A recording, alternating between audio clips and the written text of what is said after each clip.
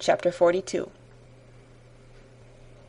Had Elizabeth's opinion been all drawn from her own family, she could not have formed a very pleasing opinion of conjugal felicity or domestic comfort. Her father, captivated by youth and beauty, and that appearance of good humour which youth and beauty generally give, had married a woman whose weak understanding and illiberal mind had very early in their marriage put an end to all real affection for her. Respect, esteem, and confidence had vanished forever, and all his views of domestic happiness were overthrown. But Mr. Bennet was not of a disposition to seek comfort for the disappointment which his own imprudence had brought on, in any of those pleasures which too often console the unfortunate for their folly or their vice. He was fond of the country and of books, and from these tastes had arisen his principal enjoyments. To his wife he was very little otherwise indebted than as her ignorance and folly had contributed to his amusement. This is not the sort of happiness which a man would in general wish to owe to his wife, but where other powers of entertainment are wanting, the true philosopher will derive benefit from such as are given. Elizabeth, however, had never been blind to the impropriety of her father's behaviour as a husband. She had always seen it with pain, but respecting his abilities and grateful for his affectionate treatment of herself, she endeavoured to forget what she could not overlook, and to banish from her thoughts that continual breach of conjugal obligation and decorum which, in exposing his wife to the contempt of her own children, was so highly reprehensible. But she had never felt so strongly as now the disadvantages which must attend the children of so unsuitable a marriage, nor ever been so fully aware of the evils arising from so ill-judged a direction of talents which, rightly used, might at least have preserved the respectability of his daughters, even if incapable of enlarging the mind of his wife. When Elizabeth had rejoiced over Wickham's departure, she found little other cause for satisfaction in the loss of the regiment. Their parties abroad were less varied than before, and at home she had a mother and sister whose constant repinings at the dullness of everything around them threw a real gloom over their domestic circle. And though Kitty might in time regain her natural degree of sense, since the disturbers of her brain were removed, her other sister, from whose disposition greater evil might be apprehended, was likely to be hardened in all her folly and assurance by a situation of such double danger as a watering-place and a camp. Upon the whole, therefore, she found, what has sometimes been found before, that an event to which she had been looking with impatient desire did not, in taking place, bring all the satisfaction she had promised herself. It was consequently necessary to name some other period for the commencement of actual felicity, to have some other point on which her wishes and hopes might be fixed, and by again enjoying the pleasure of anticipation, console herself for the present, and prepare for another disappointment. Her tour to the Lakes was now the object of her happiest thoughts. It was her best consolation for all the uncomfortable hours which the discontentedness of her mother and Kitty made inevitable, and could she have included Jane in the scheme, every part of it would have been perfect. But it is fortunate, thought she, that I have something to wish for. Were the whole arrangement complete, my disappointment would be certain, but here, by carrying with me one ceaseless source of regret in my sister's absence, I may reasonably hope to have all my expectations of pleasure realized. A scheme of which every part promises delight can never be successful, and general disappointment is only warded off by the defence of some little peculiar vexation. When Lydia went away, she promised to write very often and very minutely to her mother and Kitty, but her letters were always long expected, and always very short. Those to her mother contained little else than that they were just returned from the library, where such and such officers had attended them, and where she had seen such beautiful ornaments as made her quite wild. That she had a new gown or a new parasol, which she would have described more fully, but was obliged to leave off in a violent hurry, as Mrs. Forster called her, and they were going off to the camp. And from her correspondence with her sister, there was still less to be learnt, for her letters to Kitty, though rather longer, were much too full of lines under the words to be made public. After the first fortnight or 3 weeks of her absence, health, good humour, and cheerfulness began to reappear at Longbourn. Everything wore a happier aspect. The families who had been in town for the winter came back again, and summer finery and summer engagements arose. Mrs. Bennet was restored to her usual querulous serenity, and by the middle of June Kitty was so much recovered as to be able to enter Meryton without tears, an event of such happy promise as to make Elizabeth hope that by the following Christmas she might be so tolerably reasonable as not to mention an officer above once a day, unless, by some cruel and malicious arrangement at the War Office, another regiment should be quartered in Meryton. The time fixed for the beginning of their northern tour was now fast approaching, and a fortnight only was wanting of it, when a letter arrived from Mrs. Gardiner, which at once delayed its commencement and curtailed its extent. Mr. Gardiner would be prevented by business from setting out till a fortnight later in July, and must be in London again within a month. And as that left too short a period for them to go so far and see so much as they had proposed, or at least to see it with the leisure and comfort they had built on, they were obliged to give up the Lakes and substitute a more contracted tour, and, according to the present plan, were to go no farther northwards than Derbyshire. In that county there was enough to be seen to occupy the chief of their 3 weeks, and to Mrs. Gardiner it had a peculiarly strong attraction. The town where she had formerly passed some years of her life, and where they were now to spend a few days, was probably as great an object of her curiosity as all the celebrated beauties of Matlock, Chatsworth, Dovedale, or the Peak. Elizabeth was excessively disappointed. She had set her heart on seeing the Lakes, and still thought there might have been time enough. But it was her business to be satisfied, and certainly her temper to be happy, and all was soon right again. With the mention of Derbyshire there were many ideas connected. It was impossible for her to see the word without thinking of Pemberley and its owner. "But surely," said she, "I may enter his county without impunity, and rob it of a few petrified spars, without his perceiving me." The period of expectation was now doubled. 4 weeks were to pass away before her uncle and aunt's arrival. But they did pass away, and Mr. and Mrs. Gardiner, with their 4 children, did at length appear at Longbourn. The children, 2 girls of 6 and 8 years old, and 2 younger boys, were to be left under the particular care of their cousin Jane, who was the general favourite, and whose steady sense and sweetness of temper exactly adapted her for attending to them in every way, teaching them, playing with them, and loving them. The Gardiners stayed only 1 night at Longbourn, and set off the next morning with Elizabeth in pursuit of novelty and amusement. One enjoyment was certain, that of suitableness of companions, a suitableness which comprehended health and temper to bear inconveniences, cheerfulness to enhance every pleasure, and affection and intelligence which might supply it among themselves if there were disappointments abroad. It is not the object of this work to give a description of Derbyshire, nor of any of the remarkable places through which their route thither lay. Oxford, Blenheim, Warwick, Kenilworth, Birmingham, etc., are sufficiently known. A small part of Derbyshire is all the present concern. To the little town of Lambton, the scene of Mrs. Gardiner's former residence, and where she had lately learned some acquaintance still remained, they bent their steps. After having seen all the principal wonders of the country, and within 5 miles of Lambton, Elizabeth found from her aunt that Pemberley was situated. It was not in their direct road, nor more than a mile or 2 out of it. In talking over their route the evening before, Mrs. Gardiner expressed an inclination to see the place again.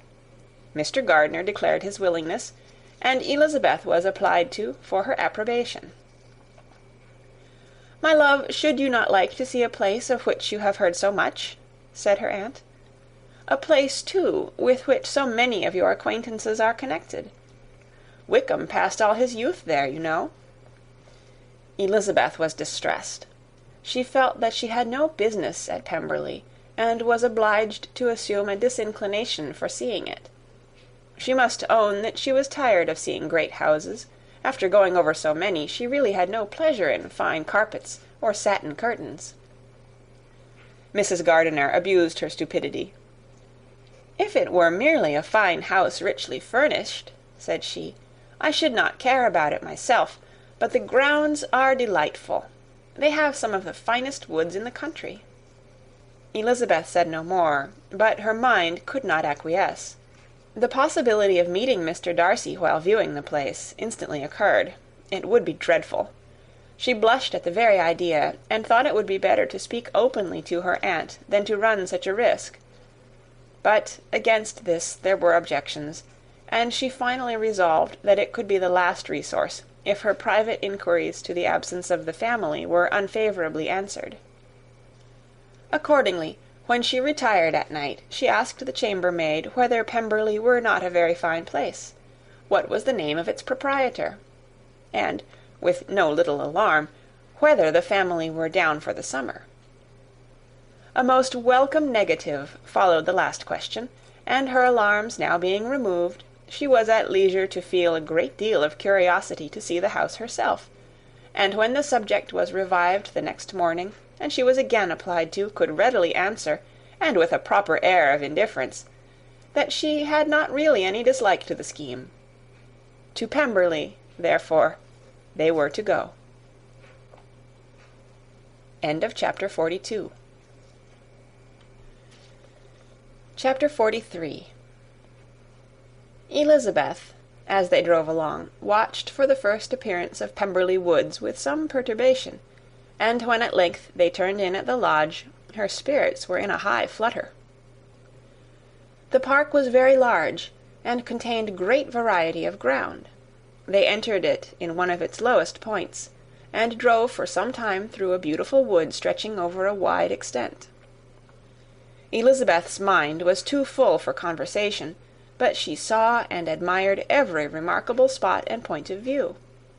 They gradually ascended for 1/2 mile, and then found themselves at the top of a considerable eminence, where the wood ceased, and the eye was instantly caught by Pemberley House, situated on the opposite side of a valley, into which the road with some abruptness wound.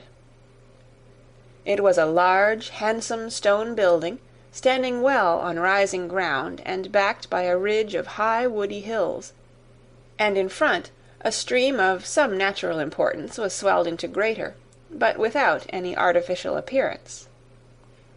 Its banks were neither formal nor falsely adorned. Elizabeth was delighted.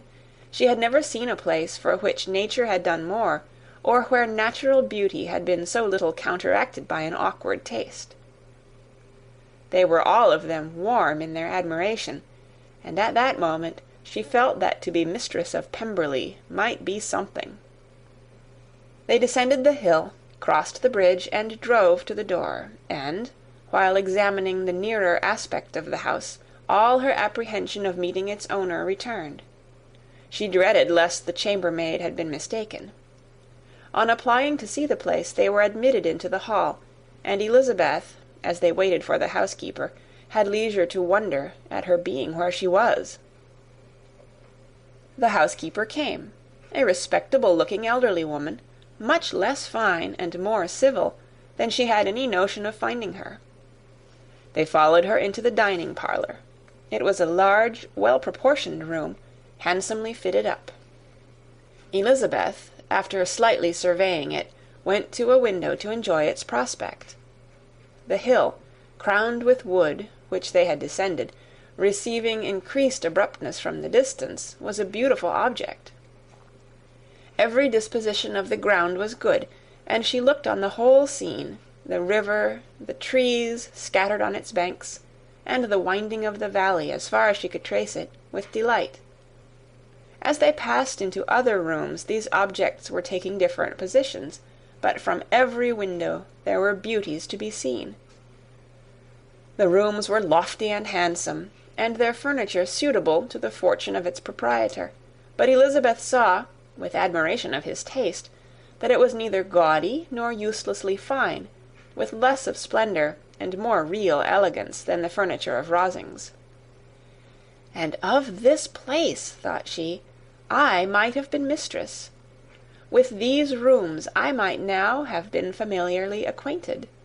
Instead of viewing them as a stranger, I might have rejoiced in them as my own, and welcomed to them as visitors my uncle and aunt. But no," recollecting herself, "that could never be. My uncle and aunt would have been lost to me. I should not have been allowed to invite them."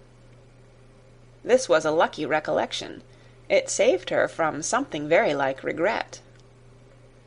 She longed to inquire of the housekeeper whether her master was really absent, but had not the courage for it. At length, however, the question was asked by her uncle, and she turned away with alarm, while Mrs. Reynolds replied that he was, adding, "But we expect him to-morrow, with a large party of friends." How rejoiced was Elizabeth that their own journey had not by any circumstance been delayed a day. Her aunt now called her to look at a picture. She approached and saw the likeness of Mr. Wickham, suspended, amongst several other miniatures, over the mantelpiece. Her aunt asked her, smilingly, how she liked it. The housekeeper came forward and told them it was a picture of a young gentleman, the son of her late master's steward, who had been brought up by him at his own expense. "He is now gone into the army," she added, "but I am afraid he has turned out very wild." Mrs. Gardiner looked at her niece with a smile, but Elizabeth could not return it. "And that," said Mrs. Reynolds, pointing to another of the miniatures, "is my master, and very like him. It was drawn at the same time as the other, about 8 years ago." "I have heard much of your master's fine person," said Mrs. Gardiner, looking at the picture. "It is a handsome face, but, Lizzy, you can tell us whether it is like or not." Mrs. Reynolds' respect for Elizabeth seemed to increase on this intimation of her knowing her master. "Does that young lady know Mr. Darcy?" Elizabeth coloured and said, "A little." "And do you not think him a very handsome gentleman, ma'am?" "Yes, very handsome." "I am sure I know none so handsome, but in the gallery upstairs you will see a finer, larger picture of him than this. This room was my late master's favourite room, and these miniatures are just as they used to be then. He was very fond of them." This accounted to Elizabeth for Mr. Wickham's being among them. Mrs. Reynolds then directed their attention to one of Miss Darcy, drawn when she was only 8 years old. "And is Miss Darcy as handsome as her brother?" said Mrs. Gardiner. "Oh, yes, the handsomest young lady that ever was seen, and so accomplished. She plays and sings all day long. In the next room is a new instrument just come down for her, a present from my master. She comes here to-morrow with him." Mr. Gardiner, whose manners were very easy and pleasant, encouraged her communicativeness by his questions and remarks. Mrs. Reynolds, either by pride or attachment, had evidently great pleasure in talking of her master and his sister. "Is your master much at Pemberley in the course of the year?" "Not so much as I could wish, sir, but I dare say he may spend half his time here, and Miss Darcy is always down for the summer months." "Except," thought Elizabeth, "when she goes to Ramsgate." "If your master would marry, you might see more of him." "Yes, sir, but I do not know when that will be. I do not know who is good enough for him." Mr. and Mrs. Gardiner smiled. Elizabeth could not help saying, "It is very much to his credit, I am sure, that you should think so." "I say no more than the truth, and everybody will say that knows him," replied the other. Elizabeth thought this was going pretty far, and she listened with increasing astonishment as the housekeeper added, "I have never known a cross word from him in my life, and I have known him ever since he was 4 years old." This was praise, of all others, most extraordinary, most opposite to her ideas. That he was not a good-tempered man had been her firmest opinion. Her keenest attention was awakened. She longed to hear more, and was grateful to her uncle for saying, "There are very few people of whom so much can be said. You are lucky in having such a master." "Yes, sir, I know I am. If I were to go through the world, I could not meet with a better. But I have always observed that they who are good-natured when children are good-natured when they grow up. And he was always the sweetest-tempered, most generous-hearted boy in the world." Elizabeth almost stared at her. "Can this be Mr. Darcy?" thought she. "His father was an excellent man," said Mrs. Gardiner. "Yes, ma'am, that he was indeed, and his son will be just like him, just as affable to the poor." Elizabeth listened, wondered, doubted, and was impatient for more. Mrs. Reynolds could interest her on no other point. She related the subjects of the pictures, the dimensions of the rooms, and the price of the furniture in vain.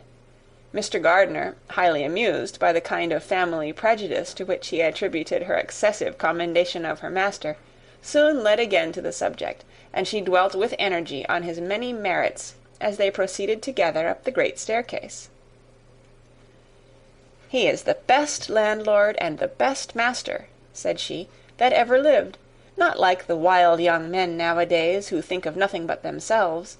There is not one of his tenants or servants but will give him a good name. Some people call him proud, but I am sure I never saw anything of it. To my fancy, it is only because he does not rattle away like other young men." "In what an amiable light does this place him?" thought Elizabeth. "This fine account of him," whispered her aunt as they walked, "is not quite consistent with his behaviour to our poor friend. Perhaps we might be deceived. That is not very likely. Our authority was too good." On reaching the spacious lobby above, they were shown into a very pretty sitting-room, lately fitted up with greater elegance and lightness than the apartments below, and were informed that it was but just done to give pleasure to Miss Darcy, who had taken a liking to the room when last at Pemberley.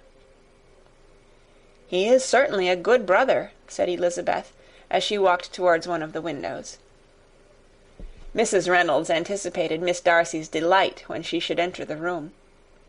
"And this is always the way with him," she added. "Whatever can give his sister any pleasure is sure to be done in a moment.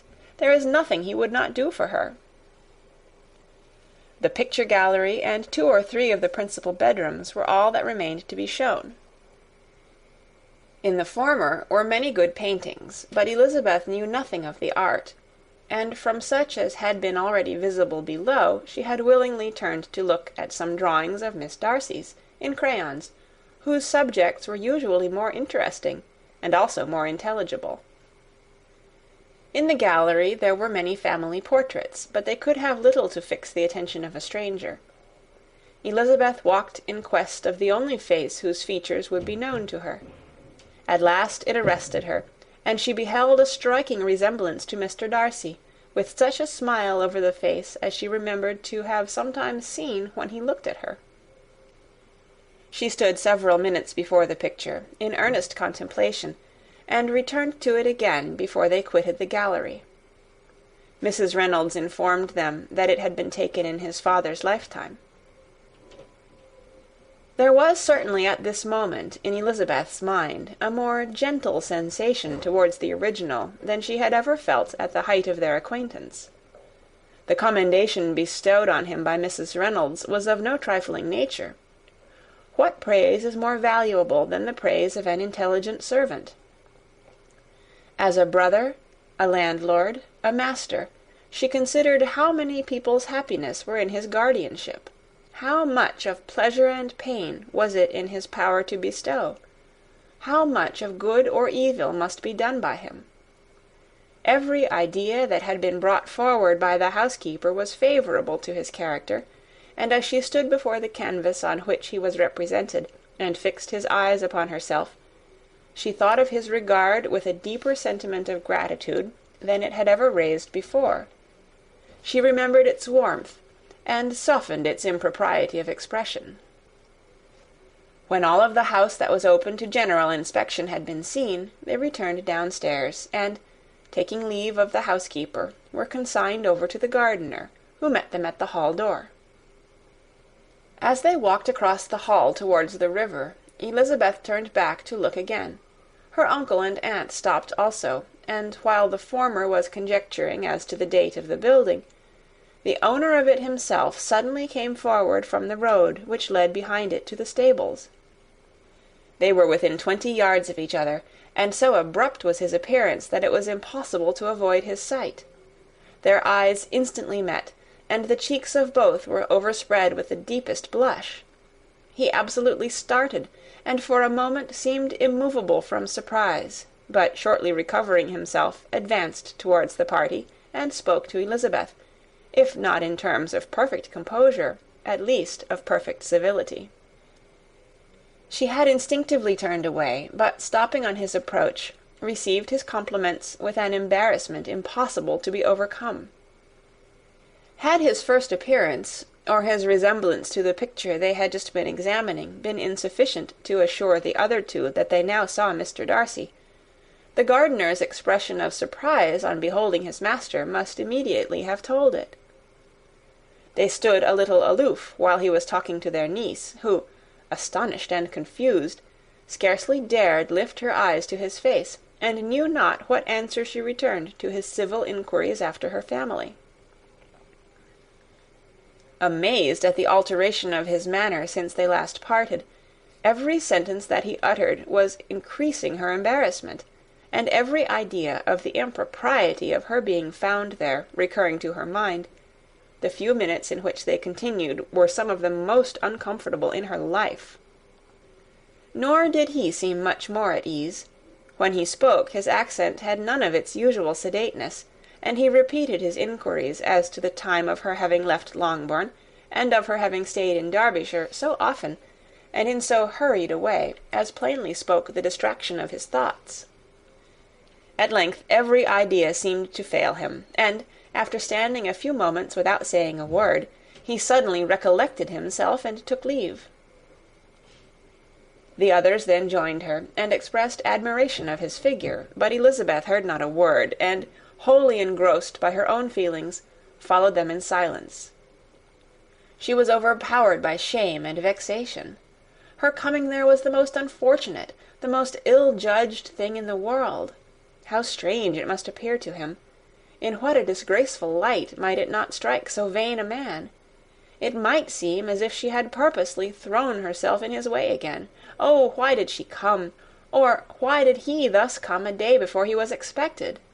Had they been only 10 minutes sooner, they should have been beyond the reach of his discrimination, for it was plain that he was that moment arrived, that moment alighted from his horse or his carriage. She blushed again and again over the perverseness of the meeting. And his behaviour, so strikingly altered, what could it mean? That he should even speak to her was amazing, but to speak with such civility, to inquire after her family! Never in her life had she seen his manners so little dignified, never had he spoken with such gentleness as on this unexpected meeting.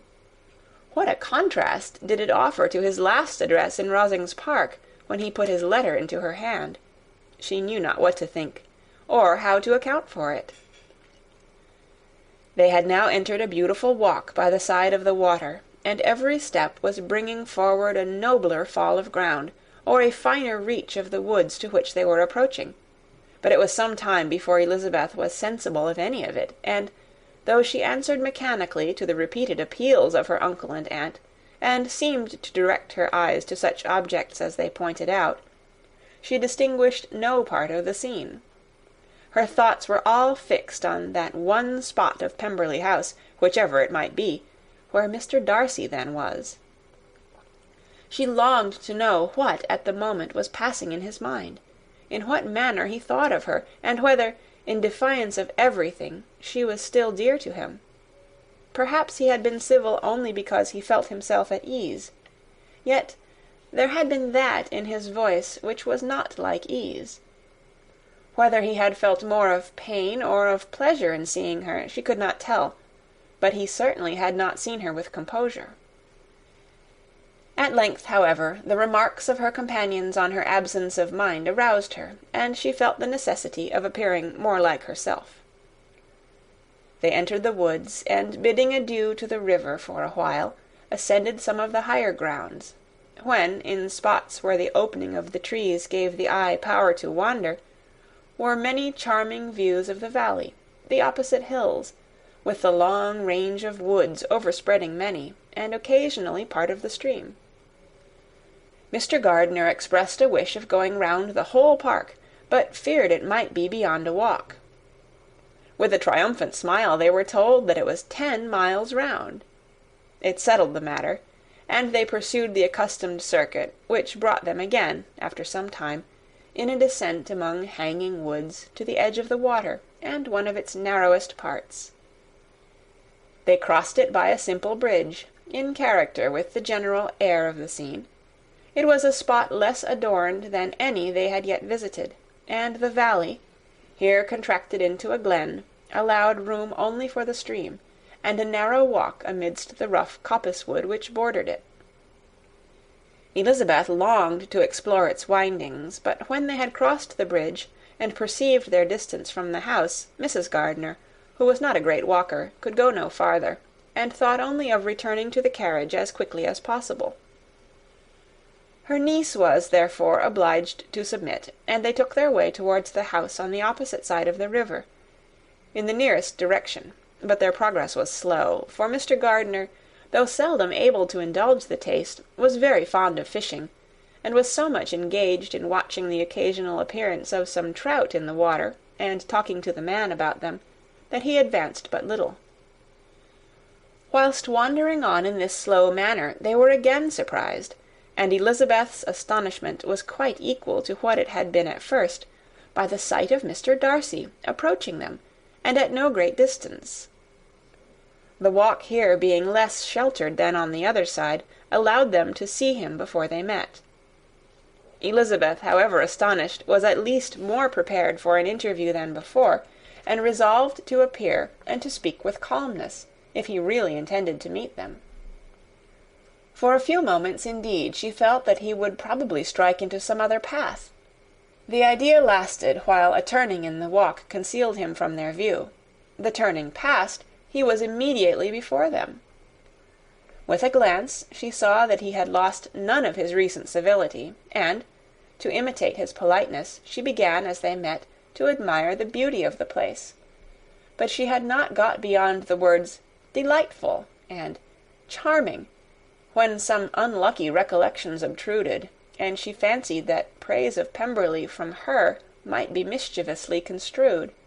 Her colour changed, and she said no more.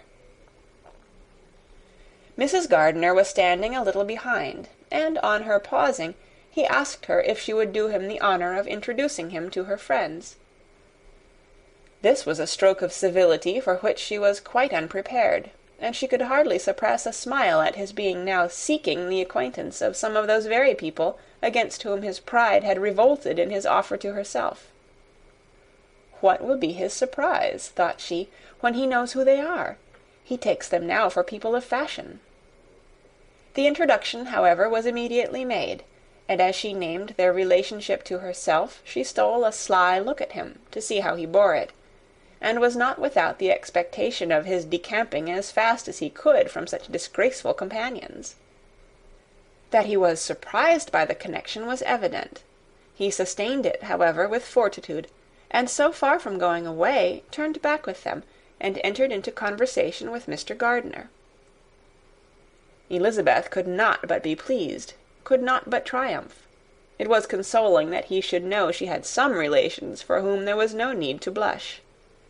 She listened most attentively to all that passed between them, and gloried in every expression, every sentence of her uncle which marked his intelligence, his taste, or his good manners. The conversation soon turned upon fishing, and she heard Mr. Darcy invite him, with the greatest civility, to fish there as often as he chose, while he continued in the neighbourhood, offering at the same time to supply him with fishing tackle, and pointing out those parts of the stream where there was usually most sport. Mrs. Gardiner, who was walking arm in arm with Elizabeth, gave her a look expressive of wonder. Elizabeth said nothing, but it gratified her exceedingly. The compliment must be all for herself. Her astonishment, however, was extreme, and continually was she repeating, "Why is he so altered? From what can it proceed? It cannot be for me. It cannot be for my sake that his manners are thus softened. My reproofs at Hunsford could not work such a change as this. It is impossible that he should still love me." After walking some time in this way, the two ladies in front, the two gentlemen behind, on resuming their places, after descending to the brink of the river for the better inspection of some curious water-plant, there chanced to be a little alteration. It originated in Mrs. Gardiner, who, fatigued by the exercise of the morning, found Elizabeth's arm inadequate to her support, and consequently preferred her husband's. Mr. Darcy took her place by her niece, and they walked on together. After a short silence, the lady first spoke. She wished him to know that she had been assured of his absence before she came to the place, and accordingly began by observing that his arrival had been very unexpected. "For your housekeeper," she added, "informed us that you would certainly not be here till to-morrow, and, indeed, before we left Bakewell, we understood that you were not immediately expected in the country." He acknowledged the truth of it all, and said that business with his steward had occasioned his coming forward a few hours before the rest of the party with whom he had been travelling. "They will join me early to-morrow," he continued, "and among them are some who will claim an acquaintance with you, Mr. Bingley and his sisters." Elizabeth answered only by a slight bow. Her thoughts were instantly driven back to the time when Mr. Bingley's name had been the last mentioned between them, and, if she might judge by his complexion, his mind was not very differently engaged. "There is also one other person in the party," he continued after a pause, "who more particularly wishes to be known to you. Will you allow me, or do I ask too much, to introduce my sister to your acquaintance during your stay at Lambton?" The surprise of such an application was great indeed. It was too great for her to know in what manner she acceded to it. She immediately felt that whatever desire Miss Darcy might have of being acquainted with her must be the work of her brother, and without looking farther, it was satisfactory. It was gratifying to know that his resentment had not made him think really ill of her. They now walked on in silence, each of them deep in thought. Elizabeth was not comfortable. That was impossible, but she was flattered and pleased. His wish of introducing his sister to her was a compliment of the highest kind. They soon outstripped the others, and when they had reached the carriage, Mr. and Mrs. Gardiner were 1/4 of a mile behind. He then asked her to walk into the house, but she declared herself not tired, and they stood together on the lawn. At such a time much might have been said, and silence was very awkward. She wanted to talk, but there seemed to be an embargo on every subject. At last she recollected that she had been travelling, and they talked of Matlock and Dovedale with great perseverance. Yet time and her aunt moved slowly, and her patience and her ideas were nearly worn out before the tete-a-tete was over. On Mr. and Mrs. Gardiner's coming up, they were all pressed to go into the house and take some refreshment, but this was declined, and they parted on each side with utmost politeness. Mr. Darcy handed the ladies into the carriage, and when it drove off, Elizabeth saw him walking slowly towards the house. The observations of her uncle and aunt now began, and each of them pronounced him to be infinitely superior to anything they had expected. "He is perfectly well behaved, polite, and unassuming," said her uncle. "There is something a little stately in him, to be sure," replied her aunt, "but it is confined to his air, and is not unbecoming. I can now say with the housekeeper that, though some people may call him proud, I have seen nothing of it. I was never more surprised than by his behaviour to us. It was more than civil, it was really attentive, and there was no necessity for such attention. His acquaintance with Elizabeth was very trifling. "To be sure, Lizzy," said her aunt, "he is not so handsome as Wickham, or rather, he has not Wickham's countenance, for his features are perfectly good. But how came you to tell me that he was so disagreeable?" Elizabeth excused herself as well as she could, said that she had liked him better when they had met in Kent than before, and that she had never seen him so pleasant as this morning. "But perhaps he may be a little whimsical in his civilities," replied her uncle. "Your great men often are, and therefore I shall not take him at his word, as he might change his mind another day and warn me off his grounds." Elizabeth felt that they had entirely misunderstood his character, but said nothing. "From what we have seen of him," continued Mrs. Gardiner, "I really should not have thought that he could have behaved in so cruel a way by anybody as he has done by poor Wickham. He has not an ill-natured look. On the contrary, there is something pleasing about his mouth when he speaks. And there is something of dignity in his countenance that would not give one an unfavourable idea of his heart. But, to be sure, the good lady who showed us his house did give him a most flaming character. I could hardly help laughing aloud sometimes. But he is a liberal master, I suppose, and that, in the eye of a servant, comprehends every virtue." Elizabeth here felt herself called on to say something in vindication of his behaviour to Wickham, and therefore gave them to understand, in as guarded a manner as she could, that by what she had heard from his relations in Kent, his actions were capable of a very different construction, and that his character was by no means so faulty, nor Wickham's so amiable, as they had been considered in Hertfordshire. In confirmation of this, she related the particulars of all the pecuniary transactions in which they had been connected, without actually naming her authority, but stating it to be such as might be relied on. Mrs. Gardiner was surprised and concerned, but as they were now approaching the scene of her former pleasures, every idea gave way to the charm of recollection, and she was too much engaged in pointing out to her husband all the interesting spots in its environs to think of anything else. Fatigued as she had been by the morning's walk, they had no sooner dined than she set off again in quest of her former acquaintance, and the evening was spent in the satisfactions of an intercourse renewed after many years' discontinuance. The occurrences of the day were too full of interest to leave Elizabeth much attention for any of these new friends, and she could do nothing but think, and think with wonder, of Mr. Darcy's civility, and, above all, of his wishing her to be acquainted with his sister. End of chapter 43. Read by Kara Schallenberg on December 17th, 2005, in Oceanside, California. Chapter 44. Elizabeth had settled it that Mr. Darcy would bring his sister to visit her the very day after her reaching Pemberley, and was consequently resolved not to be out of sight of the inn the whole of that morning. But her conclusion was false, for on the very morning after their arrival at Lambton, these visitors came.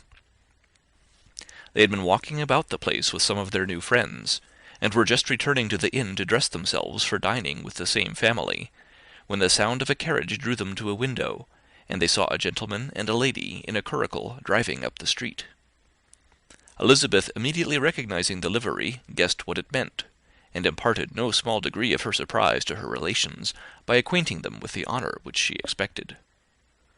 Her uncle and aunt were all amazement, and the embarrassment of her manner as she spoke, joined to the circumstance itself, and many of the circumstances of the preceding day, opened to them a new idea on the business. Nothing had ever suggested it before, but they felt that there was no other way of accounting for such attentions from such a quarter than by supposing a partiality for their niece. While these newly born notions were passing in their heads, the perturbation of Elizabeth's feelings was at every moment increasing.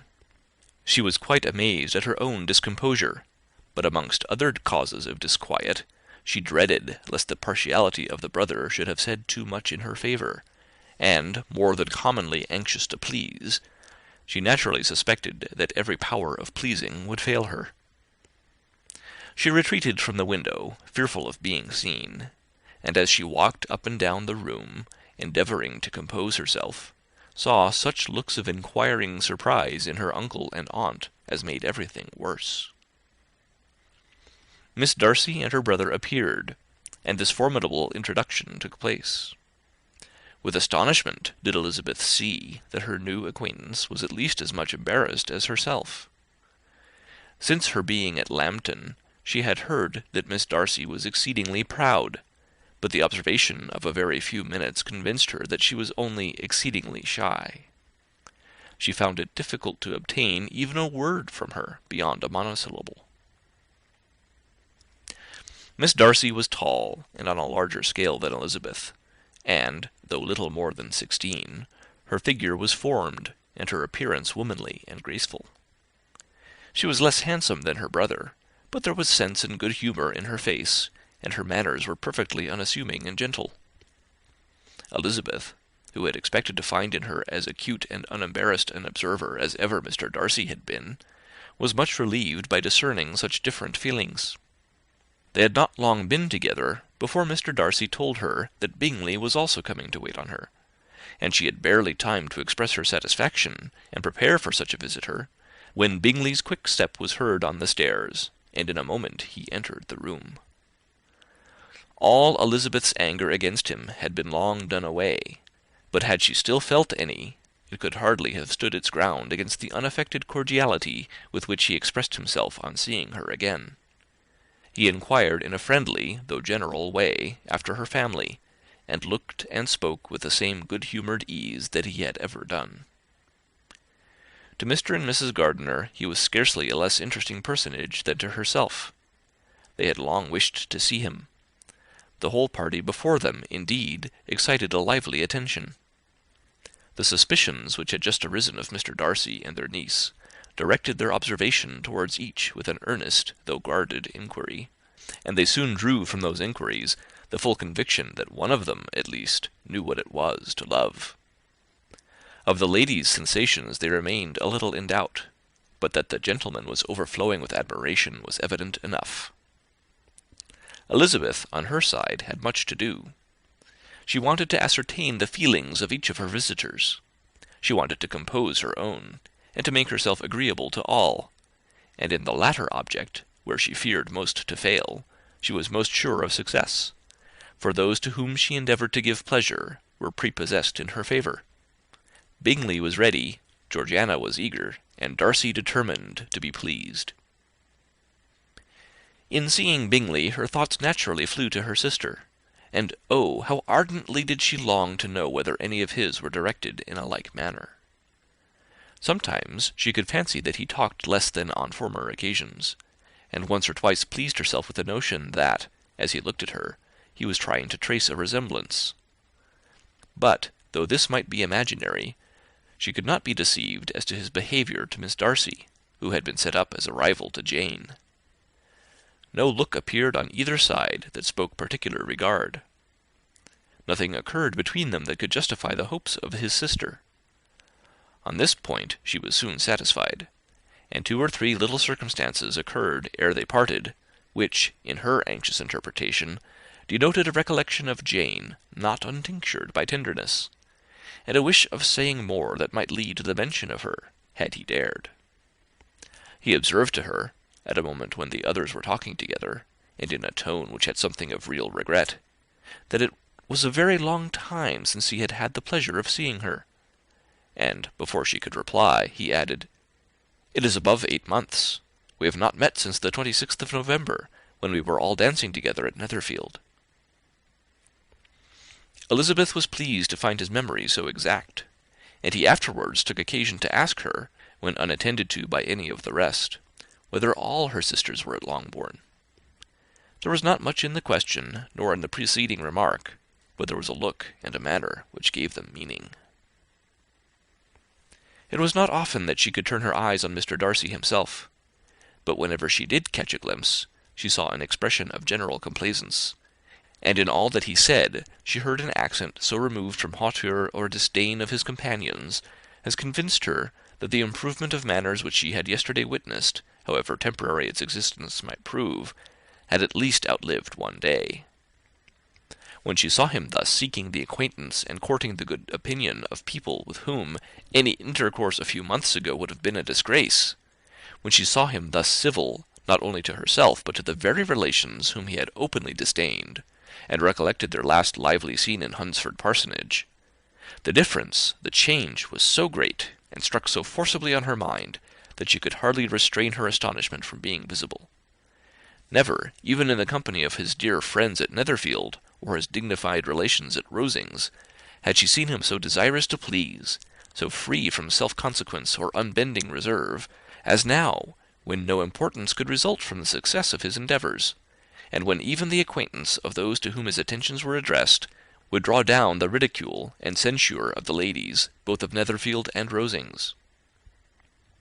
Their visitor stayed with them above half an hour, and when they arose to depart, Mr. Darcy called on his sister to join him in expressing their wish of seeing Mr. and Mrs. Gardiner and Miss Bennet to dinner at Pemberley before they left the country. Miss Darcy, though with a diffidence which marked her little in the habit of giving invitations, readily obeyed. Mrs. Gardiner looked at her niece, desirous of knowing how she, whom the invitation most concerned, felt disposed as to its acceptance, but Elizabeth had turned away her head. Presuming, however, that this studied avoidance spoke rather a momentary embarrassment than any dislike of the proposal, and seeing in her husband, who was fond of society, a perfect willingness to accept it, she ventured to engage for her attendance, and the day after the next was fixed on. Bingley expressed great pleasure in the certainty of seeing Elizabeth again, having still a great deal to say to her, and many inquiries to make after all their Hertfordshire friends. Elizabeth, construing all this into a wish of hearing her speak of her sister, was pleased, and on this account, as well as some others, found herself, when their visitors left them, capable of considering the last half-hour with some satisfaction, though while it was passing, the enjoyment of it had been little. Eager to be alone, and fearful of inquiries or hints from her uncle and aunt, she stayed with them only long enough to hear their favourable opinion of Bingley, and then hurried away to dress. But she had no reason to fear Mr. and Mrs. Gardiner's curiosity. It was not their wish to force her communication. It was evident that she was much better acquainted with Mr. Darcy than they had before any idea of. It was evident that he was very much in love with her. They saw much to interest, but nothing to justify inquiry. Of Mr. Darcy it was now a matter of anxiety to think well, and, as far as their acquaintance reached, there was no fault to find. They could not be untouched by his politeness, and had they drawn his character from their own feelings and his servant's report, without any reference to any other account, the circle in Hertfordshire to which he was known would not have recognized it for Mr. Darcy.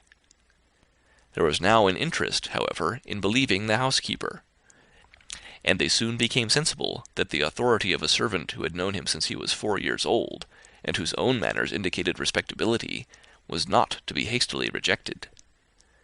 Neither had anything occurred in the intelligence of their Lambton friends that could materially lessen its weight. They had nothing to accuse him of but pride.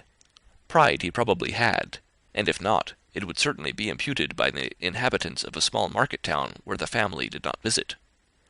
It was acknowledged, however, that he was a liberal man, and did much good among the poor. With respect to Wickham, the travellers soon found that he was not held there in much estimation, for though the chief of his concerns with the son of his patron were imperfectly understood, it was yet a well-known fact that, on his quitting Derbyshire, he had left many debts behind him, which Mr. Darcy afterwards discharged. As for Elizabeth, her thoughts were at Pemberley this evening more than the last, and the evening, though as it passed seemed long, was not long enough to determine her feelings towards one in that mansion, and she lay awake 2 whole hours endeavouring to make them out. She certainly did not hate him. No, hatred had vanished long ago, and she had almost as long been ashamed of ever feeling a dislike against him that could be so called. The respect created by the conviction of his valuable qualities, though at first unwillingly admitted, had for some time ceased to be repugnant to her feeling, and it was now heightened into somewhat of a friendlier nature, by the testimony so highly in his favour, and bringing forward his disposition in so amiable a light which yesterday had produced. But above all, above respect and esteem, there was a motive within her of goodwill which could not be overlooked. It was gratitude. Gratitude, not merely for having once loved her, but for loving her still well enough to forgive all the petulance and acrimony of her manner in rejecting him, and all the unjust accusations accompanying her rejection. He who, she had been persuaded, would avoid her as his greatest enemy, seemed, on this accidental meeting, most eager to preserve the acquaintance, and without any indelicate display of regard, or any peculiarity of manner, where their two selves only were concerned, was soliciting the good opinion of her friends, and bent on making her known to his sister.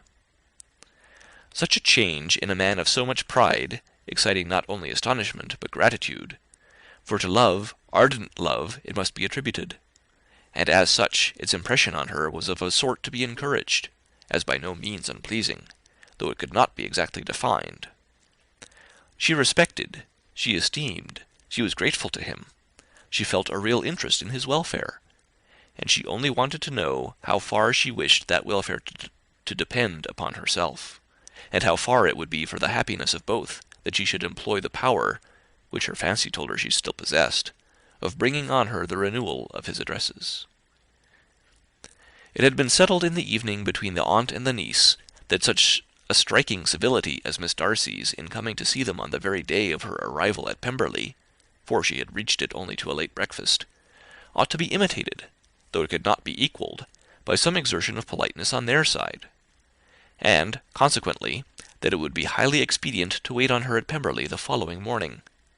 They were, therefore, to go. Elizabeth was pleased, though when she asked herself the reason, she had very little to say in reply. Mr. Gardiner left them soon after breakfast. The fishing scheme had been renewed the day before, and a positive engagement made of his meeting some of the gentlemen at Pemberley before noon. Chapter 45. Convinced as Elizabeth now was that Miss Bingley's dislike of her had originated in jealousy, she could not help feeling how unwelcome her appearance at Pemberley must be to her, and was curious to know with how much civility on that lady's side the acquaintance would now be renewed. On reaching the house, they were shown through the hall into the saloon, whose northern aspect rendered it delightful for summer. Its windows, opening to the ground, admitted a most refreshing view of the high woody hills behind the house, and of the beautiful oaks and Spanish chestnuts which were scattered over the intermediate lawn. In this house they were received by Miss Darcy, who was sitting there with Mrs. Hurst and Miss Bingley, and the lady with whom she lived in London. Georgiana's reception of them was very civil, but attended with all the embarrassment which, though proceeding from shyness and the fear of doing wrong, would easily give to those who felt themselves inferior the belief of her being proud and reserved. Mrs. Gardiner and her niece, however, did her justice, and pitied her. By Mrs. Hurst and Miss Bingley they were noticed only by a curtsy, and, on their being seated, a pause, awkward as such pauses must always be, succeeded for a few moments. It was first broken by Mrs. Annesley, a genteel, agreeable-looking woman, whose endeavour to introduce some kind of discourse proved her to be more truly well-bred than either of the others, and between her and Mrs. Gardiner, with occasional help from Elizabeth, the conversation was carried on. Miss Darcy looked as if she wished for courage enough to join in it, and sometimes did venture a short sentence when there was least danger of its being heard. Elizabeth soon saw that she was herself closely watched by Miss Bingley, and that she could not speak a word, especially to Miss Darcy, without calling her attention. This observation would not have prevented her from trying to talk to the latter, had they not been seated at an inconvenient distance, but she was not sorry to be spared the necessity of saying much. Her own thoughts were employing her. She expected every moment that some of the gentlemen would enter the room. She wished, she feared, that the master of the house might be amongst them, and whether she wished or feared it most, she could scarcely determine. After sitting in this manner a quarter of an hour without hearing Miss Bingley's voice, Elizabeth was roused by receiving from her a cold inquiry after the health of her family. She answered with equal indifference and brevity, and the others said no more. The next variation which their visit afforded was produced by the entrance of servants, with cold meat, cake, and a variety of all the finest fruits in season. But this did not take place till after many a significant look and smile from Mrs. Annesley to Miss Darcy had been given, to remind her of her post. There was now employment for the whole party, for though they could not all talk, they could all eat, and the beautiful pyramids of grapes, nectarines, and peaches soon collected them round the table. While thus engaged, Elizabeth had a fair opportunity of deciding whether she most feared or wished for the appearance of Mr. Darcy, by the feelings which prevailed on his entering the room. And then, though but a moment before she had believed her wishes to predominate, she began to regret that he came. He had been some time with Mr. Gardiner, who, with 2 or 3 other gentlemen from the house, was engaged by the river, and had left him only on learning that the ladies of the family intended a visit to Georgiana that morning. No sooner did he appear than Elizabeth wisely resolved to be perfectly easy and unembarrassed, a resolution the more necessary to be made, but perhaps not the more easily kept, because she saw that the suspicions of the whole party were awakened against them, and that there was scarcely an eye which did not watch his behaviour when he first came into the room. In no countenance was attentive curiosity so strongly marked as in Miss Bingley's, in spite of the smiles which overspread her face whenever she spoke to one of its objects, for jealousy had not yet made her desperate, and her attentions to Mr. Darcy were by no means over. Miss Darcy, on her brother's entrance, exerted herself much more to talk, and Elizabeth saw that he was anxious for his sister and herself to get acquainted, and forwarded, as much as possible, every attempt at conversation on either side. Miss Bingley saw all this likewise, and, in the imprudence of anger, took the first opportunity of saying, with sneering civility, "Pray, Miss Eliza, are not the shire militia removed from Meryton? They must be a great loss to your family." In Darcy's presence she dared not mention Wickham's name, but Elizabeth instantly comprehended that he was uppermost in her thoughts, and the various recollections connected with him gave her a moment's distress. But, exerting herself vigorously to repel the ill-natured attack, she presently answered the question in a tolerably detached tone. While she spoke, an involuntary glance showed her Darcy, with a heightened complexion, earnestly looking at her, and his sister overcome with confusion and unable to lift up her eyes. Had Miss Bingley known what pain she was then giving her beloved friend, she undoubtedly would have refrained from the hint, but she had merely intended to discompose Elizabeth by bringing forth the idea of a man to whom she believed her partial, to make her betray a sensibility which might injure her in Darcy's opinion, and, perhaps, to remind the latter of all the follies and absurdities by which some part of her family were connected with that corps. Not a syllable had ever reached her of Miss Darcy's meditated elopement. To no creature had it been revealed, where secrecy was possible, except to Elizabeth, and from all Bingley's connections her brother was particularly anxious to conceal it, from the very wish which Elizabeth had long ago attributed to him, of their becoming hereafter her own. He had certainly formed such a plan, and without meaning that it should affect his endeavour to separate him from Miss Bennet, it is probable that it might add something to his lively concern for the welfare of his friend.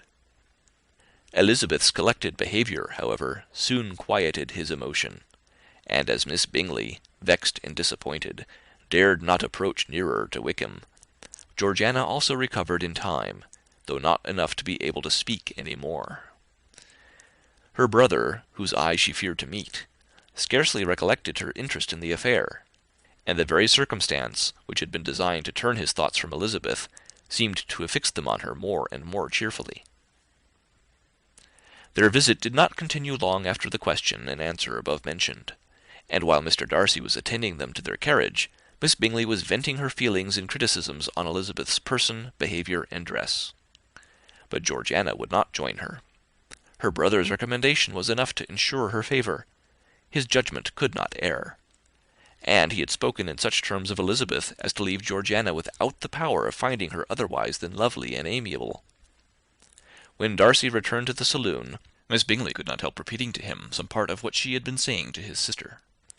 "How very ill Miss Eliza Bennet looks this morning, Mr. Darcy," she cried. "I never in my life saw anyone so much altered as she is since the winter. She has grown so brown and coarse. Louisa and I were agreeing that we should not have known her again." However little Mr. Darcy might have liked such an address, he contented himself with coolly replying that he perceived no other alteration than her being rather tanned, no miraculous consequence of travelling in the summer. "For my own part," she rejoined, "I must confess that I never could see any beauty in her.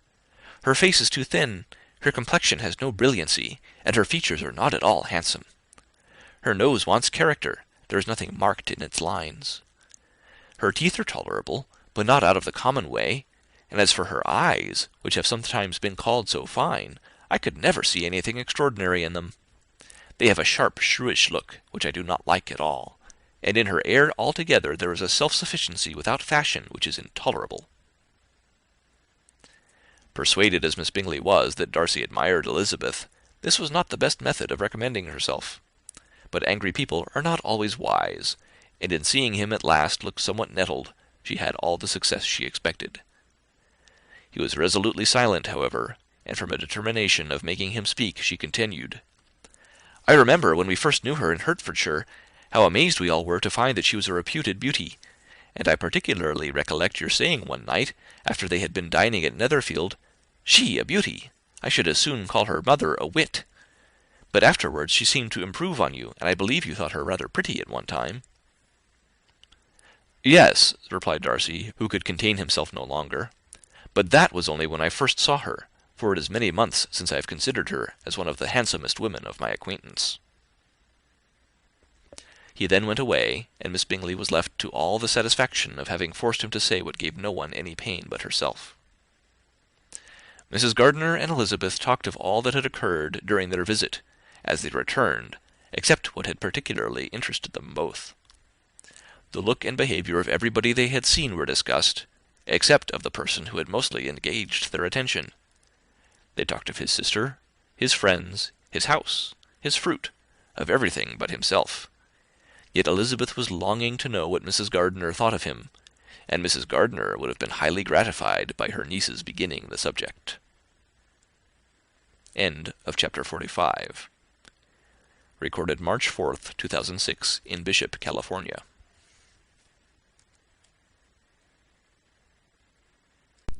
Chapter 46. Elizabeth had been a good deal disappointed in not finding a letter from Jane on their first arrival at Lambton, and this disappointment had been renewed on each of the mornings that had now been spent there.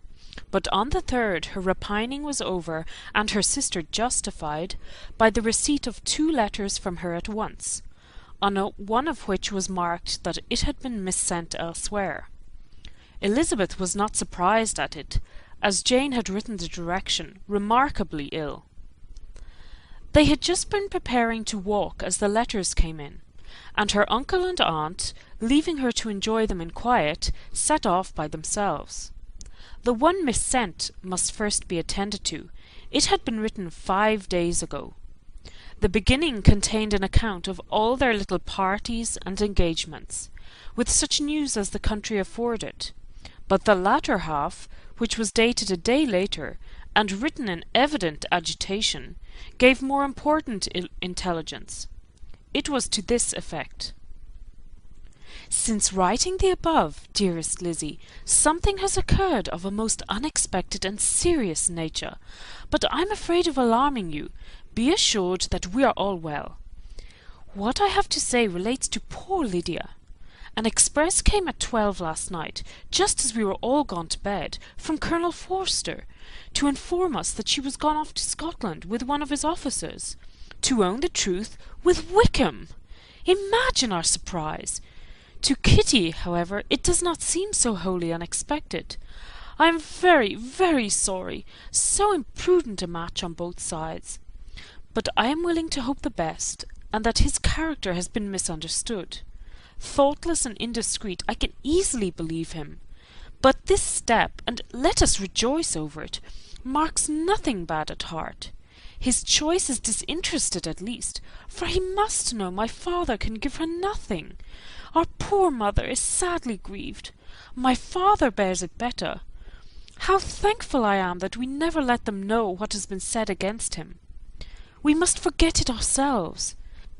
They were off Saturday night about 12, as is conjectured, but were not missed till yesterday morning at 8. The express was sent off directly. My dear Lizzie, they must have passed within 10 miles of us. Colonel Forster gives us reason to expect him here soon. Lydia left a few lines for his wife, informing her of their intention. I must conclude, for I cannot be long from my poor mother.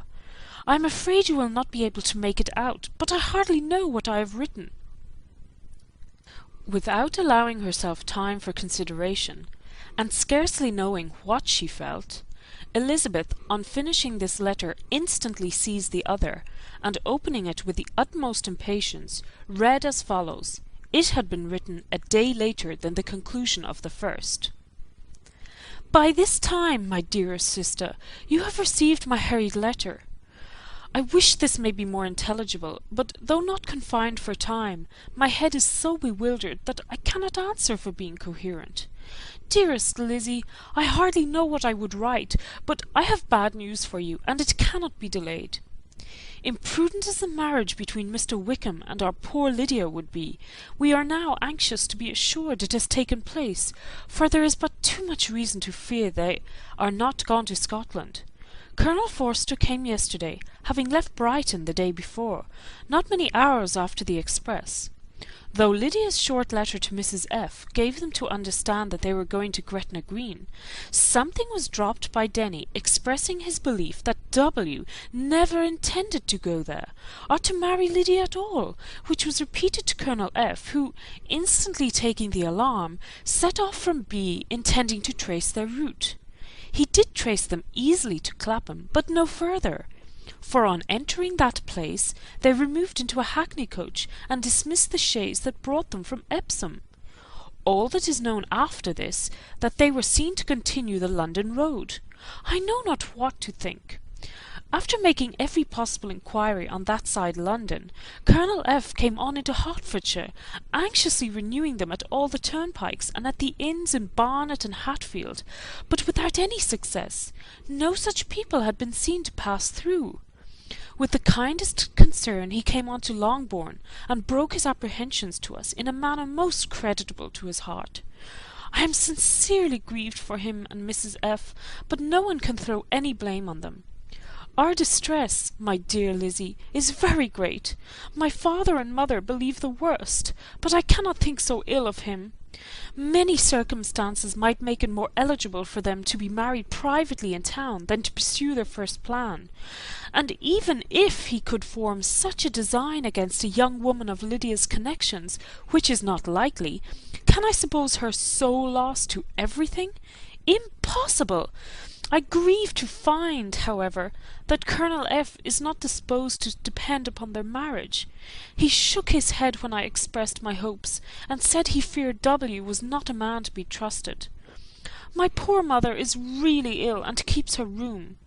Could she exert herself, it would be better, but this is not to be expected. And as to my father, I never in my life saw him so affected. Poor Kitty has anger for having concealed their attachment, but as it was a matter of confidence, one cannot wonder. I am truly glad, dearest Lizzie, that you have been spared something of these distressing scenes. But now, as the first shock is over, I shall own that I long for your return. I am so selfish, however, as to press for it, if inconvenient. Adieu. I take up my pen again to do what I have just told you I would not, but circumstances are such that I cannot help earnestly begging you all to come here as soon as possible. I know my dear uncle and aunt so well that I am not afraid of requesting it, though I have still something more to ask of the former. My father is going to London with Colonel Forster instantly to try to discover her. What he means to do I am sure I know not, but his excessive distress will not allow him to pursue any measure in the best and safest way, and Colonel Forster is obliged to be at Brighton again to-morrow evening. In such an exigence, my uncle's advice and assistance would be everything in the world. He will immediately comprehend what I must feel, and I rely upon his goodness. "Oh, where is my uncle?" cried Elizabeth, darting from her seat as she finished the letter, in eagerness to follow him, without losing a moment of the time so precious. But as she reached the door, it was opened by a servant, and Mr. Darcy appeared. Her pale face and impetuous manner made him start, and before he could recover himself to speak, she, in whose mind every idea was superseded by Lydia's situation, hastily exclaimed, "I beg your pardon, but I must leave you. I must find Mr. Gardiner this moment, on business that cannot be delayed. I have not an instant to lose." "Good God, what is the matter?" cried he, with more feeling than politeness. Then, recollecting himself, "I will not detain you a minute, but let me, or let the servant, go after Mr. and Mrs. Gardiner. You are not well enough. You cannot go yourself." Elizabeth hesitated, but her knees trembled under her, and she felt how little would be gained by her attempting to pursue them. Calling back the servant, therefore, she commissioned him, though in so breathless an accent as made her almost unintelligible, to fetch his master and mistress home instantly. On his quitting the room, she sat down, unable to support herself, and looking so miserably ill that it was impossible for Darcy to leave her, or to refrain from saying, in a tone of gentleness and commiseration, "Let me call your maid. Is there nothing you could take to give you present relief? A glass of wine? Shall I get you one? You are very ill." "No, I thank you," she replied, endeavouring to recover herself. "There is nothing the matter with me. I am quite well. I am only distressed by some dreadful news which I have just received from Longbourn." She burst into tears as she alluded to it, and for a few minutes could not speak another word. Darcy, in wretched suspense, could only say something indistinctly of his concern, and observe her in compassionate silence. At length she spoke again. "I have just had a letter from Jane, with such dreadful news. It cannot be concealed from anyone. My youngest sister has left all her friends, has eloped, has thrown herself into the power of Mr. Wickham. They are gone off together from Brighton. You know him too well to doubt the rest. She has no money, no connections, nothing that can tempt him to. She is lost forever." Darcy was fixed in astonishment. "When I consider," she added in a yet more agitated voice, "that I might have prevented it, I, who knew what he was. Had I but explained some part of it only, some part of what I learnt, to my own family, had his character been known, this could not have happened. But it is all too late now." "I am grieved indeed," cried Darcy, "grieved, shocked. But is it certain, absolutely certain?" "Oh, yes. They left Brighton together on Sunday night, and were traced almost to London, but not beyond. They are certainly not gone to Scotland." "And what has been done, what has been attempted to recover her?" "My father has gone to London, and Jane has written to beg my uncle's immediate assistance, and we shall be off, I hope, in half an hour. But nothing can be done. I know very well that nothing can be done. How is such a man to be worked on? How are they even to be discovered? I have not the smallest hope. It is every way horrible." Darcy shook his head in silent acquiescence. "When my eyes were opened to his real character, oh, had I known what I ought, what I dared to do! But I knew not. I was afraid of doing too much. Wretched, wretched mistake!" Darcy made no answer. He seemed scarcely to hear her, and was walking up and down the room in earnest meditation, his brow contracted, his air gloomy. Elizabeth soon observed and instantly understood it. Her power was sinking. Everything must sink under such a proof of family weakness, such an assurance of the deepest disgrace.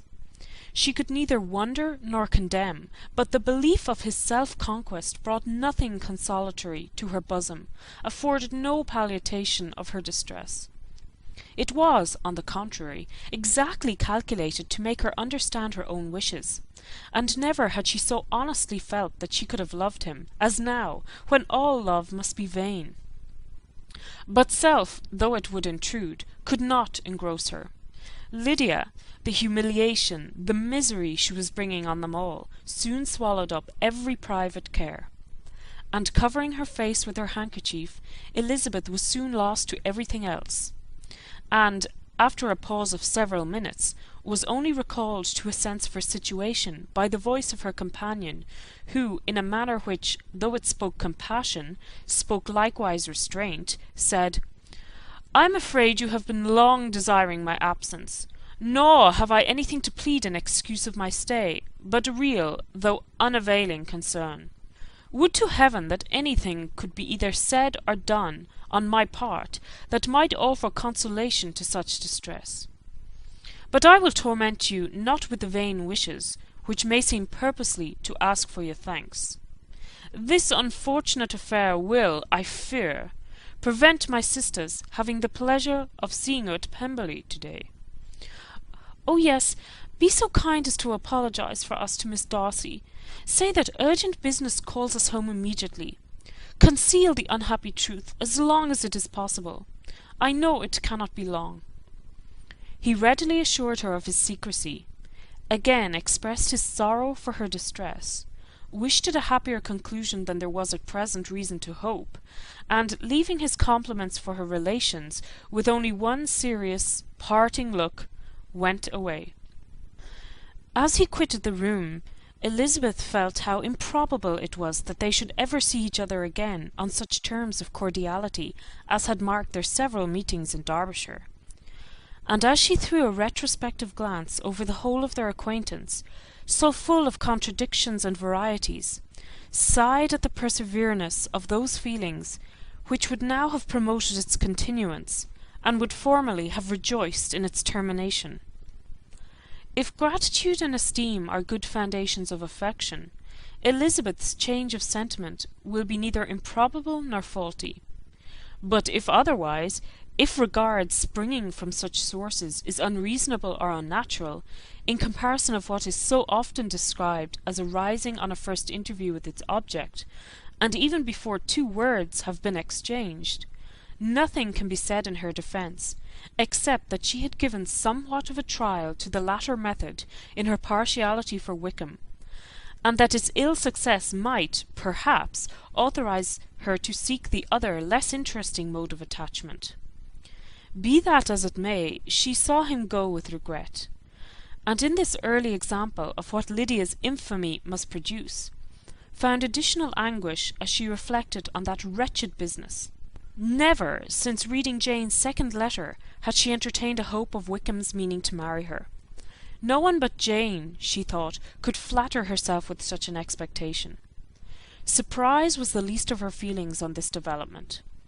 While the contents of the first letter remained in her mind, she was all surprise, all astonishment, that Wickham should marry a girl whom it was impossible he could marry for money, and how Lydia could ever have attached him had appeared incomprehensible. But now it was all too natural. For such an attachment as this, she might have sufficient charms, and though she did not suppose Lydia to be deliberately engaging in an elopement without the intention of marriage, she had no difficulty in believing that neither her virtue nor her understanding would preserve her from falling an easy prey. She had never perceived, while the regiment was in Hertfordshire, that Lydia had any partiality for him, but she was convinced that Lydia wanted only encouragement to attach herself to anybody. Sometimes one officer, sometimes another, had been her favourite, as their attentions raised them in her opinion. Her affections had continually been fluctuating, but never without an object. The mischief of neglect and mistaken indulgence towards such a girl, oh, how acutely did she now feel it! She was wild to be at home, to hear, to see, to be upon the spot to share with Jane in the cares that must now fall wholly upon her, in a family so deranged, a father absent, a mother incapable of exertion and requiring constant attendance, and though almost persuaded that nothing could be done for Lydia, her uncle's interference seemed of the utmost importance, and till he entered the room her impatience was severe. Mr. and Mrs. Gardiner had hurried back in alarm, supposing by the servant's account that their niece was taken suddenly ill, but satisfying them instantly on that head, she eagerly communicated the cause of their summons, reading the 2 letters aloud, and dwelling on the postscript of the last with trembling energy. Though Lydia had never been a favourite with them, Mr. and Mrs. Gardiner could not but be deeply afflicted. Not Lydia only, but all were concerned in it, and after the first exclamations of surprise and horror, Mr. Gardiner promised every assistance in his power. Elizabeth, though expecting no less, thanked him with tears of gratitude, and all 3 being actuated by one spirit, everything relating to their journey was speedily settled. They were to be off as soon as possible. "But what is to be done about Pemberley?" cried Mrs. Gardiner. "John told us Mr. Darcy was here when you sent for us. Was it so?" "Yes, and I told him we should not be able to keep our engagement. That is all settled." "What is all settled?" repeated the other as she ran into the room to prepare. "And are they upon such terms as for her to disclose the real truth? Oh, that I knew how it was!" But wishes were vain, or at least could only serve to amuse her in the hurry and confusion of the following hour. Had Elizabeth been at leisure to be idle, she would have remained certain that all employment was impossible to one so wretched as herself. But she had her share of business as well as her aunt, and amongst the rest there were notes to be written to all their friends at Lambton, with false excuses for their sudden departure. An hour, however, saw the whole completed, and Mr. Gardiner, meanwhile having settled his account at the inn, nothing remained to be done but to go, and Elizabeth, after all the misery of the morning, found herself, in a shorter space of time than she could have supposed, seated in the carriage and on the road to Longbourn. End of chapter 46. Recording by Aoife Curd. Chapter 47. "I have been thinking it over again, Elizabeth," said her uncle as they drove from the town, "and really, upon serious consideration, I am much more inclined than I was to judge as your eldest sister does on the matter. It appears to me so very unlikely that any young man should form such a design against a girl who is by no means unprotected or friendless, and who is actually staying in his colonel's family, that I am strongly inclined to hope the best. Could he expect that her friends would not step forward? Could he expect to be noticed again by the regiment after such an affront to Colonel Forster? His temptation is not adequate to the risk." "Do you really think so?" cried Elizabeth, brightening up for a moment. "Upon my word," said Mrs. Gardiner, "I begin to be of your uncle's opinion. It is really too great a violation of decency, honour, and interest for him to be guilty of. I cannot think so very ill of Wickham. Can you yourself, Lizzie, so wholly give him up as to believe him capable of it?" "Not perhaps of neglecting his own interest, but of every other neglect I can believe him capable. If, indeed, it should be so, but I dare not hope it. Why should they not go on to Scotland if that had been the case?" "In the first place," replied Mr. Gardiner, "there is no absolute proof that they are not gone to Scotland." "Oh, but their removing from the chaise into a hackney coach is such a presumption. And besides, no traces of them were to be found on the Barnet road." "Well then, supposing them to be in London, they may be there, though for the purpose of concealment, for no more exceptional purpose. It is not likely that money should be very abundant on either side, and it might strike them that they could be more economically, though less expeditiously, married in London than in Scotland." "But why all this secrecy? Why any fear of detection? Why must their marriage be private? Oh, no, no, this is not likely. His most particular friend, you see, by Jane's account, was persuaded of his never intending to marry her. Wickham will never marry a woman without some money. He cannot afford it. And what claims has Lydia? What attraction has she beyond youth, health, and good humour that could make him, for her sake, forego every chance of benefiting himself by marrying well? As to what restraint the apprehensions of disgrace in the corps might throw on a dishonourable elopement with her, I am not able to judge, for I know nothing of the effects that such a step might produce. But as to your other objection, I am afraid it will hardly hold good.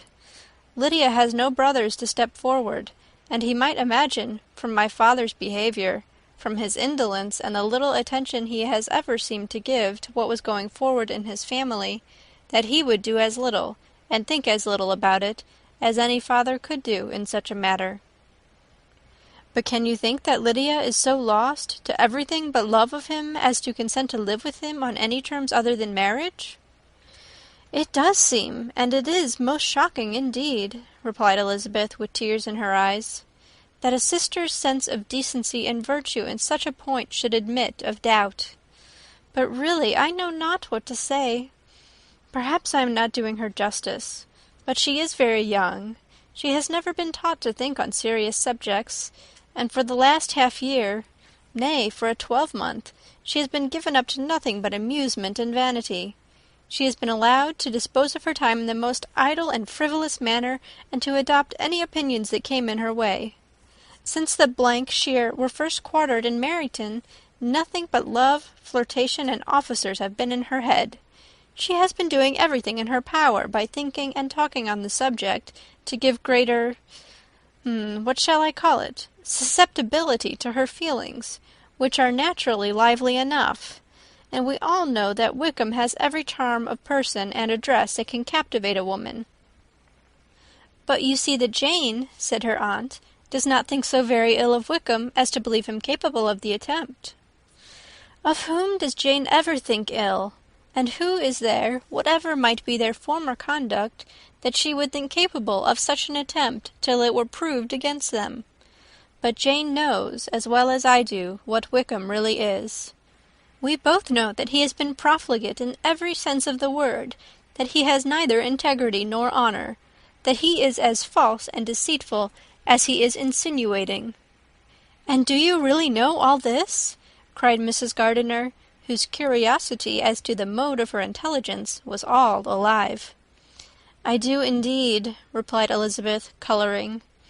I told you the other day of his infamous behaviour to Mr. Darcy, and you yourself, when last at Longbourn, heard in what manner he spoke of the man who had behaved with such forbearance and liberality towards him. And there are other circumstances which I am not at liberty, which it is not worth while to relate. But his lies about the whole Pemberley family are endless. From what he said of Miss Darcy, I was thoroughly prepared to see a proud, reserved, disagreeable girl. Yet he knew to the contrary himself. He must know that she was as amiable and unpretending as we have found her. But does Lydia know nothing of this? Can she be ignorant of what you and Jane seem so well to understand? Oh, yes, that is the worst of all. Till I was in Kent, and saw so much both of Mr. Darcy and his relation Colonel Fitzwilliam, I was ignorant of the truth myself. And when I returned home, the Shear was to leave Meryton in a week or fortnight time. As that was the case, neither Jane, to whom I related the whole, nor I thought it necessary to make our knowledge public. For of what use could it apparently be to anyone, that the good opinion which all the neighbourhood had of him should then be overthrown? And even when it was settled that Lydia should go with Mrs. Forster, the necessity of opening her eyes to his character never occurred to me. That she could be in any danger from the deception never entered my head. That such a consequence as this could ensue, you may easily believe, was far enough from my thoughts. When they are all removed to Brighton, therefore you had no reason, I suppose, to believe them fond of each other? Not the slightest. I can remember no symptom of affection on either side, and had anything of the kind been perceptible, you must be aware that ours is not a family on which it could be thrown away. When he first entered the corps, she was ready enough to admire him, but so we all were. Every girl in or near Meryton was out of her senses about him for the first 2 months, but he never distinguished her by any particular attention, and consequently, after a moderate period of extravagant and wild admiration, her fancy for him gave way, and others of the regiment, who treated her with more distinction, again became her favourites. It may be easily believed that however little of novelty could be added to their fears, hopes, and conjectures on this interesting subject by its repeated discussion, no other could detain them from it long during the whole of the journey. From Elizabeth's thoughts it was never absent. Fixed there by the keenest of all anguish, self-reproach, she could find no interval of ease or forgetfulness. They travelled as expeditiously as possible, and sleeping one night on the road, reached Longbourn by dinner-time the next day. It was a comfort to Elizabeth to consider that Jane could not have been wearied by long expectations. The little Gardiners, attracted by the sight of a chaise, were standing on the steps of the house as they entered the paddock, and, when the carriage drove up to the door, the joyful surprise that lighted up their faces and displayed itself over their whole bodies in a variety of capers and frisks was the first pleasing earnest of their welcome. Elizabeth jumped out, and after giving each of them a hasty kiss, hurried into the vestibule, where Jane, who came running down from her mother's apartment, immediately met her. Elizabeth, as she affectionately embraced her, whilst tears filled the eyes of both, lost not a moment in asking whether anything had been heard of the fugitives. "Not yet," replied Jane, "but now that my dear uncle is come, I hope everything will be well." "Is my father in town?" "Yes, he went on Tuesday, as I wrote you word." "And have you heard from him often?" "We have heard only twice. He wrote me a few lines on Wednesday to say that he had arrived in safety, and to give me his directions, which I particularly begged him to do. He merely added that he should not write again till he had something of importance to mention." "And my mother, how is she? How are you all?"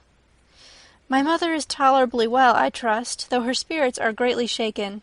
She is upstairs, and will have great satisfaction in seeing you all. She does not yet leave her dressing-room. Mary and Kitty, thank heaven, are quite well." "But you, how are you?" cried Elizabeth. "You look pale. How much you must have gone through."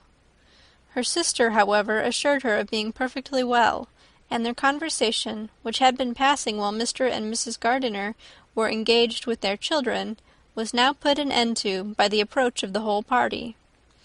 Jane ran to her uncle and aunt, and welcomed and thanked them both, with alternate smiles and tears. When they were all in the drawing-room, the questions which Elizabeth had already asked were of course repeated by the others, and they soon found that Jane had no intelligence to give. The sanguine hope of good, however, which the benevolence of her heart suggested, had not yet deserted her. She still expected that it would all end well, and that every morning would bring some letter, either from Lydia or her father, to explain their proceedings, and, perhaps, announce their marriage. Mrs. Bennet, to whose apartment they all repaired, after a few minutes' conversation together, received them exactly as might be expected. With tears and lamentations of regret, invectives against the villainous conduct of Wickham, and complaints of her own sufferings and ill usage, blaming everybody but the person to whose ill-judging indulgence the errors of her daughter must principally be owing. "If I had been able," said she, "to carry my point in going to Brighton with all my family, this would not have happened. But poor dear Lydia had nobody to take care of her. Why did the Forsters ever let her go out of their sight? I am sure there was some great neglect or other on their side, for she is not the kind of girl to do such a thing if she had been well looked after. I always thought they were very unfit to have the charge of her, but I was overruled, as I always am. Poor dear child! And now here's Mr. Bennet gone away, and I know he will fight Wickham wherever he meets him, and then he will be killed, and what is to become of us all? The Collinses will turn us out before he is cold in his grave, and if you are not kind to us, brother, I do not know what we shall do." They all exclaimed against such terrific ideas, and Mr. Gardiner, after general assurances of his affection for her and all her family, told her that he meant to be in London the very next day, and would assist Mr. Bennet in every endeavour for recovering Lydia. "Do not give way to useless alarm," added he.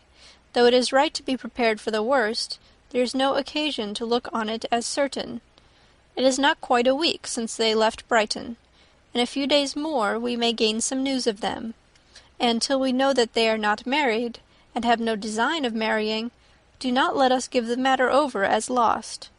As soon as I get to town, I shall go to my brother, and make him come home with me to Gracechurch Street, and then we may consult together as to what is to be done." "Oh, my dear brother," replied Mrs. Bennet, "that is exactly what I could most wish for. And now do, when you get to town, find them out wherever they may be, and if they are not married already, make them marry. And as for wedding clothes, do not let them wait for that, but tell Lydia she shall have as much money as she chooses to buy them, after they are married. And above all, keep Mr. Bennet from fighting. Tell him what a dreadful state I am in, that I am frighted out of my wits, and have such tremblings, such flutterings all over me, such spasms in my side, and pains in my head, and such beatings at heart, that I can get no rest by night nor by day. And tell my dear Lydia not to give any directions about her clothes till she has seen me, for she does not know which are the best warehouses. Oh, brother, how kind you are! I know you will contrive it all."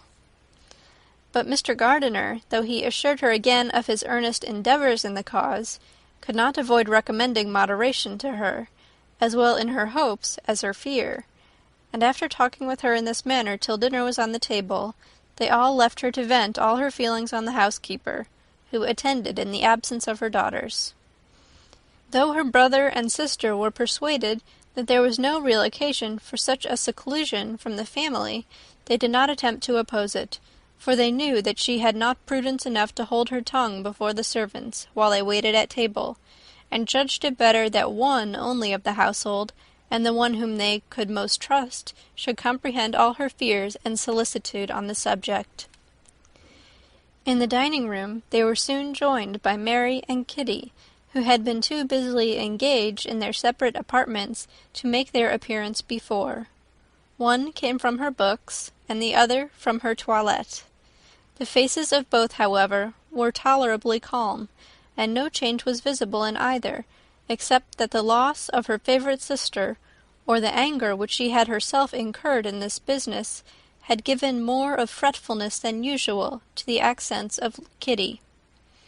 As for Mary, she was mistress enough of herself to whisper to Elizabeth, with a countenance of grave reflection, soon after they were seated at the table, "This is a most unfortunate affair, and will probably be much talked of, but we must stem the tide of malice, and pour into the wounded bosoms of each other the balm of sisterly consolation." Then, perceiving in Elizabeth no inclination of replying, she added, "Unhappy as the event must be for Lydia, we may draw from it this useful lesson, that loss of virtue in a female is irretrievable, that one false step involves her in endless ruin, that her reputation is no less brittle than it is beautiful, and that she cannot be too much guarded in her behaviour towards the undeserving of the other sex." Elizabeth lifted up her eyes in amazement, but was too much oppressed to make any reply. Mary, however, continued to console herself with such kind of moral extractions from the evil before them. In the afternoon the two elder Miss Bennets were able to be for half an hour by themselves, and Elizabeth instantly availed herself of the opportunity of making any inquiries, which Jane was equally eager to satisfy.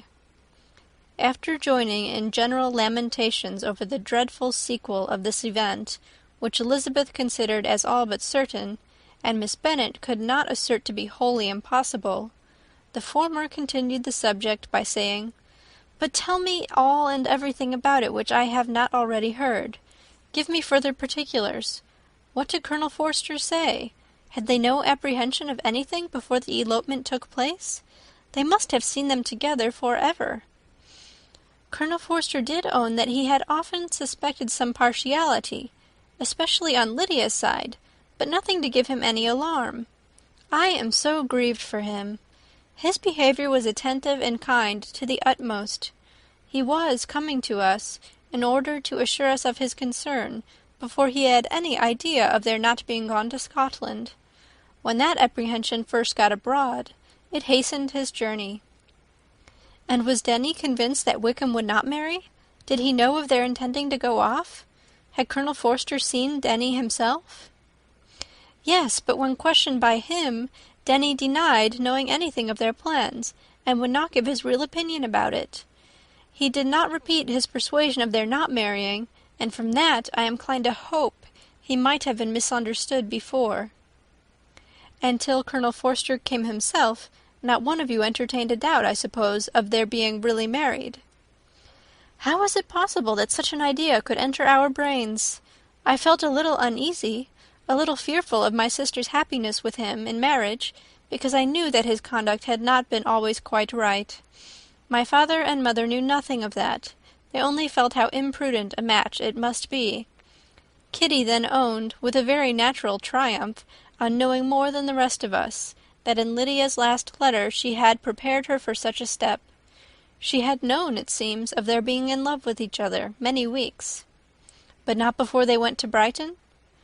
No, I believe not. And did Colonel Forster appear to think well of Wickham himself? Does he know his real character? I must confess that he did not speak so well of Wickham as he formerly did.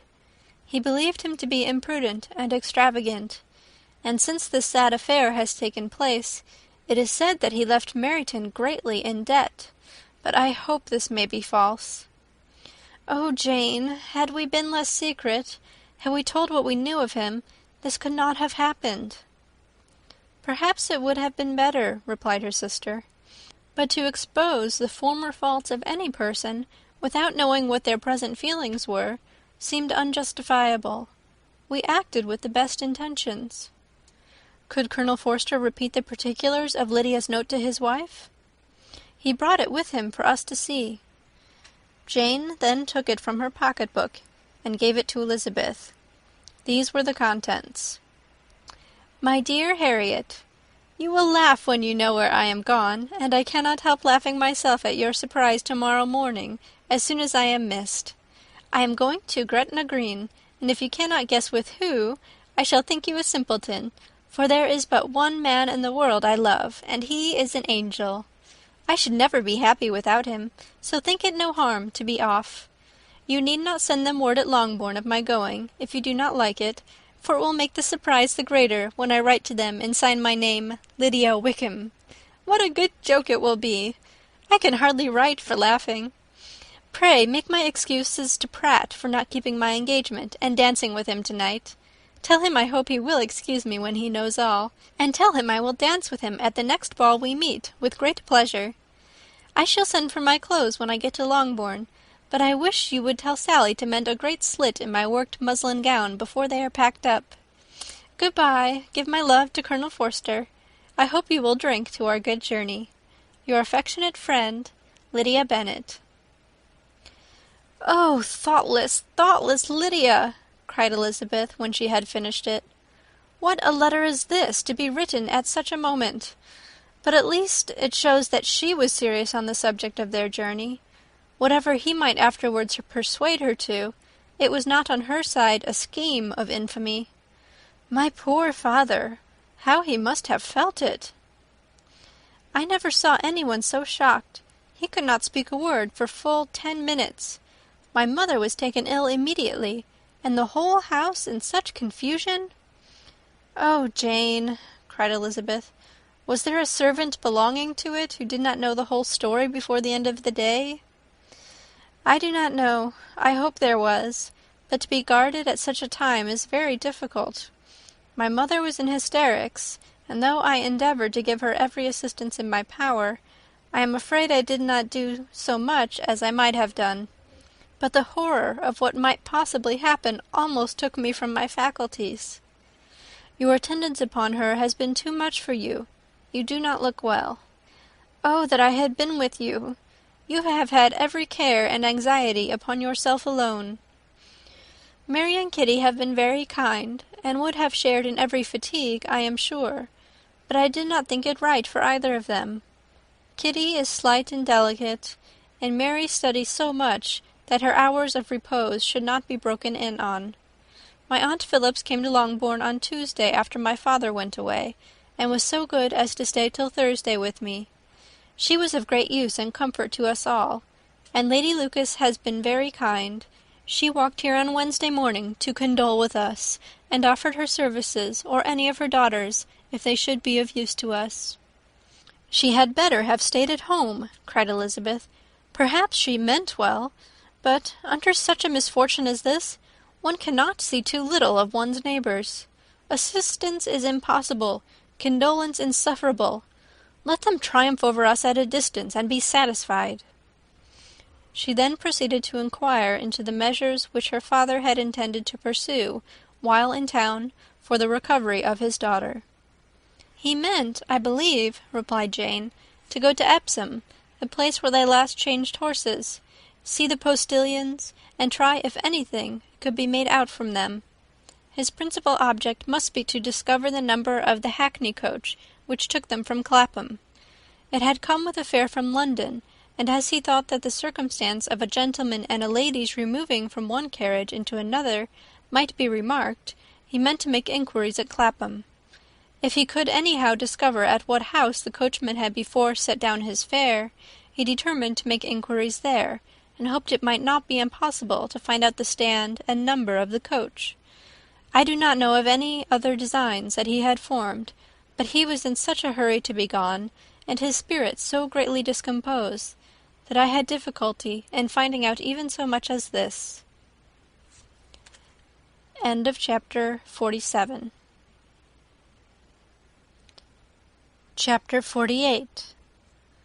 The whole party were in hopes of a letter from Mr. Bennet the next morning, but the post came in without bringing a single line from him.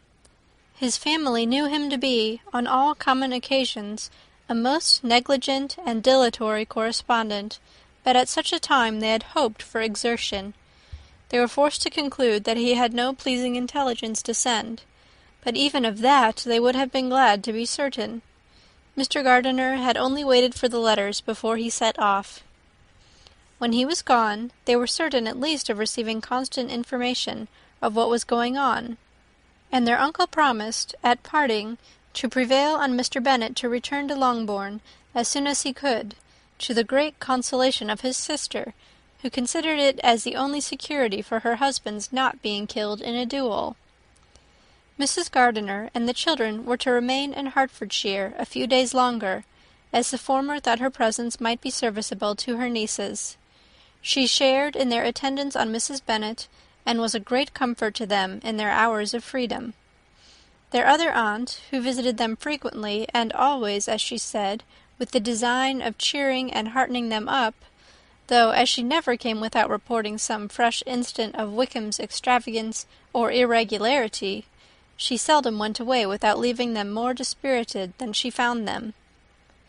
All Meryton seemed striving to blacken the man who, but 3 months before, had been almost an angel of light. He was declared to be in debt to every tradesman in the place, and his intrigues, all honoured with the title of seduction, had been extended into every tradesman's family. Everybody declared that he was the wickedest young man in the world, and everybody began to find out that they had always distrusted the appearance of his goodness. Elizabeth, though she did not credit above half of what was said, believed enough to make her former assurance of her sister's ruin more certain, and even Jane, who believed still less of it, became almost hopeless, more especially as the time was now come when, if they had gone to Scotland, which she had never before entirely despaired of, they must in all probability have gained some news of them. Mr. Gardiner left Longbourn on Sunday. On Tuesday his wife received a letter from him.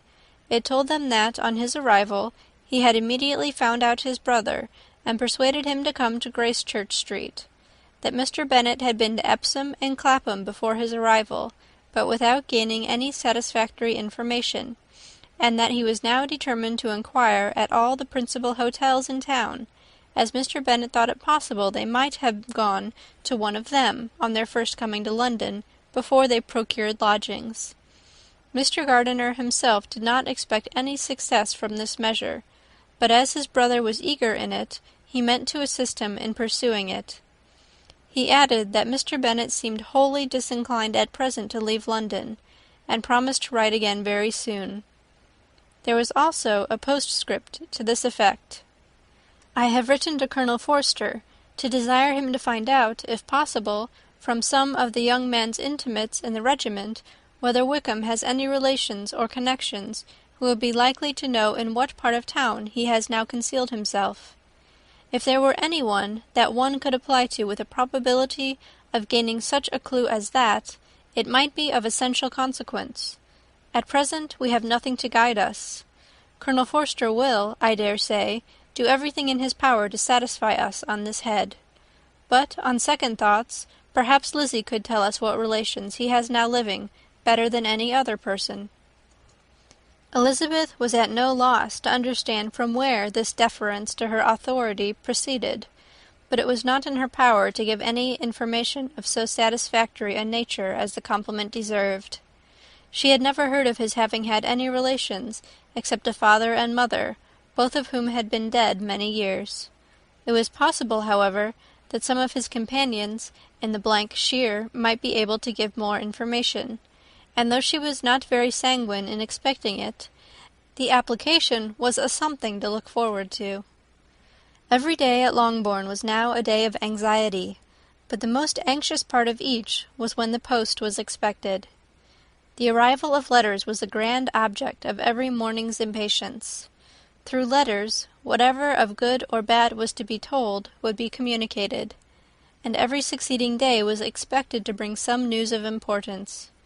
But before they heard again from Mr. Gardiner, a letter arrived for their father from a different quarter, from Mr. Collins, which, as Jane had received directions to open all that came for him in his absence, she accordingly read, and Elizabeth, who knew what curiosities his letters always were, looked over her and read it likewise. It was as follows: My dear Sir, I feel myself called upon by our relationship and my situation in life to condole with you on the grievous affliction you are now suffering under, of which we were yesterday informed by a letter from Hertfordshire. Be assured, my dear sir, that Mrs. Collins and myself sincerely sympathize with you and all your respectable family in your present distress, which must be of the bitterest kind, because proceeding from a cause which no time can remove. No arguments shall be wanting on my part that can alleviate so severe a misfortune, or that may comfort you under a circumstance that must be of all others the most afflicting to a parent's mind. The death of your daughter would have been a blessing in comparison to this, and it is the more to be lamented, because there is reason to suppose, as my dear Charlotte informs me, that this licentiousness of behaviour in your daughter has proceeded from a faulty degree of indulgence, though, at the same time, for the consolation of yourself and Mrs. Bennet, I am inclined to think that her own disposition must be naturally bad, or she could not be guilty of such an enormity at so early an age. Howsoever that may be, you are grievously to be pitied, in which opinion I am not only joined by Mrs. Collins, but likewise by Lady Catherine and her daughter, to whom I have related the affair. They agree with me in apprehending that this false step in one daughter will be injurious to the fortunes of all the others, for who, as Lady Catherine herself condescendingly says, will connect themselves with such a family? And this consideration leads me moreover to reflect, with augmented satisfaction, on a certain event of last November, for had it been otherwise, I must have been involved in all your sorrow and disgrace. Let me then advise you, dear sir, to console yourself as much as possible, to throw off your unworthy child from your affection for ever, and leave her to reap the fruits of her own heinous offence. I am, dear sir, etc., etc. Mr. Gardiner did not write again till he had received an answer from Colonel Forster, and then he had nothing of a pleasant nature to send. It was not known that Wickham had a single relationship with whom he kept up any connection, and it was certain that he had no near one living. His former acquaintances had been numerous, but since he had been in the militia, it did not appear that he was on terms of particular friendship with any of them. There was no one, therefore, who could be pointed out as likely to give any news of him.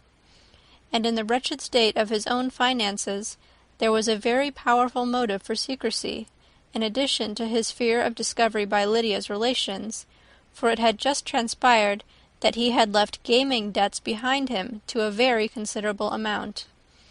Colonel Forster believed that more than £1,000 would be necessary to clear his expenses at Brighton. He owed a good deal in town, but his debts of honour were still more formidable. Mr. Gardiner did not attempt to conceal these particulars from the Longbourn family. Jane heard them with horror. "A gamester!" she cried. "This is wholly unexpected. I had not an idea of it." Mr. Gardiner added in his letter that they might expect to see their father at home on the following day, which was Saturday. Rendered spiritless by the ill success of all their endeavours, he had yielded to his brother-in-law's entreaty that he would return to his family, and leave it to him to do whatever occasion might suggest to be advisable for continuing their pursuit. When Mrs. Bennet was told of this, she did not express so much satisfaction as her children expected, considering what her anxiety for his life had been before. "What, is he coming home, and without poor Lydia?" she cried. "Sure he will not leave London before he has found them. Who is to fight Wickham, and make him marry her if he comes away?" As Mrs. Gardiner began to wish to be at home, it was settled that she and the children should go to London at the same time that Mr. Bennet came from it. The coach therefore took them the first stage of their journey, and brought its master back to Longbourn. Mrs. Gardiner went away in all the perplexity about Elizabeth and her Derbyshire friend that had attended her from that part of the world. His name had never been voluntarily mentioned before them by her niece, and the kind of half-expectation which Mrs. Gardiner had formed, of their being followed by a letter from him, had ended in nothing. Elizabeth had received none since her return that could come from Pemberley. The present unhappy state of the family rendered any other excuse for the lowness of her spirits unnecessary. Nothing, therefore, could be fairly conjectured from that, though Elizabeth, who was by this time tolerably well acquainted with her own feelings, was perfectly aware that, had she known nothing of Darcy, she could have borne the dread of Lydia's infamy somewhat better. It would have spared her, she thought, one sleepless night out of 2. When Mr. Bennet arrived, he had all the appearance of his usual philosophic composure. He said as little as he had ever been in the habit of saying, made no mention of the business that had taken him away, and it was some time before his daughters had courage to speak of it. It was not till the afternoon, when he had joined them at tea, that Elizabeth ventured to introduce the subject, and then, on her briefly expressing her sorrow for what he must have endured, he replied, "Say nothing of that. Who should suffer but myself? It has been my own doing, and I ought to feel it." "You must not be too severe upon yourself," replied Elizabeth. "You may well warn me against such an evil. Human nature is so prone to fall into it. No, Lizzie, let me once in my life feel how much I have been to blame. I am not afraid of being overpowered by the impression. It will pass away soon enough." "Do you suppose them to be in London?" "Yes, where else can they be so well concealed?" "And Lydia used to want to go to London," added Kitty. "She is happy, then," said her father dryly, "and her residence there will probably be of some duration." Then, after a short silence, he continued, "Lizzie, I bear you no ill will for being justified in your advice to me last May, which, considering the event, shows some greatness of mind." They were interrupted by Miss Bennet, who came to fetch her mother's tea. "This is a parade," he cried, "which does one good. It gives such an elegance to misfortune. Another day I will do the same. I will sit in my library in my nightcap and powdering gown, and give as much trouble as I can. Or perhaps I may defer it till Kitty runs away." "I am not going to run away, papa," said Kitty fretfully. "If I should ever go to Brighton, I would behave better than Lydia." "You go to Brighton!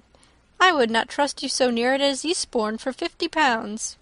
No, Kitty, I have at least learnt to be cautious, and you will feel the effects of it. No officer is ever to enter into my house again, nor even to pass through the village. Balls will be absolutely prohibited, unless you stand up with one of your sisters. And you are never to stir out of doors till you can prove that you have spent 10 minutes of every day in a rational manner." Kitty, who took all these threats in a serious light, began to cry. "Well, well," said he, "do not make yourself unhappy. If you are a good girl for the next 10 years, I will take you to a review at the end of them." End of chapter 48. Chapter 49. 2 days after Mr. Bennet's return, as Jane and Elizabeth were walking together in the shrubbery behind the house, they saw the housekeeper coming towards them, and concluding that she came to call them to their mother, went forward to meet her. But instead of the expected summons, when they approached her, she said to Miss Bennet, "I beg your pardon, madam, for interrupting you, but I was in the hopes you might have got some good news from town, so I took the liberty of coming to ask." "What do you mean, Hill? We have heard nothing from town." "Dear madam," cried Mrs. Hill, in great astonishment, "don't you know there is an express come for master from Mr. Gardiner? He has been here this half-hour, and master has had a letter." Away ran the girls, too eager to get in to have time for speech. They ran through the vestibule into the breakfast-room, from thence to the library. Their father was in neither, and they were on the point of seeking him upstairs with their mother, when they were met by the butler, who said, "If you are looking for my master, ma'am, he is walking towards the little copse." Upon this information they instantly passed through the hall once more, and ran across the lawn after their father, who was deliberately pursuing his way towards a small wood on one side of the paddock. Jane, who was not so light nor so much in the habit of running as Elizabeth, soon lagged behind, while her sister, panting for breath, came up with him, and eagerly cried out, "Oh, papa! What news? What news? Have you heard from my uncle?" "Yes, I have had a letter from him by express." "Well, and what news does it bring, good or bad?" "What is there of good to be expected?" said he, taking the letter from his pocket. "But perhaps you would like to read it." Elizabeth impatiently caught it from his hand. Jane now came up. "Read it aloud," said the father, "for I hardly know myself what it is about." Gracechurch Street, Monday, August 2nd. My dear brother, at last I am able to send you some tidings of my niece, and such as, upon the whole, I hope it will give you satisfaction. Soon after you left me on Saturday, I was fortunate enough to find out in what part of London they were. The particulars I reserve till we meet. It is enough to know they are discovered. I have seen them both. Then it is as I always hoped, cried Jane. They are married. I have seen them both. They are not married, nor can I find there was any intention of being so, but if you are willing to perform the engagements which I have ventured to make on your side, I hope it will not be long before they are. All that is required of you is, to assure to your daughter, by settlement, her equal share of the 5,000 secured among your children after the decease of yourself and my sister, and moreover to enter into an engagement of allowing her, during your life, 100 per annum. These are conditions which, considering everything, I had no hesitation in complying with, as far as I thought myself privileged, for you. I shall send this by express, that no time may be lost in bringing me your answer. You will easily comprehend from these particulars that Mr. Wickham's circumstances are not so hopeless as they are generally believed to be. The world has been deceived in that respect, and I am happy to say there will be some little money, even when all his debts are discharged, to settle on my niece, in addition to her own fortune. If, as I conclude will be the case, you send me full powers to act in your name throughout the whole of this business, I will immediately give directions to Haggerston for preparing a proper settlement. There will not be the smallest occasion for your coming to town again, therefore stay quiet at Longbourn, and depend on my diligence and care. Send back your answer as fast as you can, and be careful to write explicitly. We have judged it best that my niece should be married from this house, of which I hope you will approve. She comes to us today.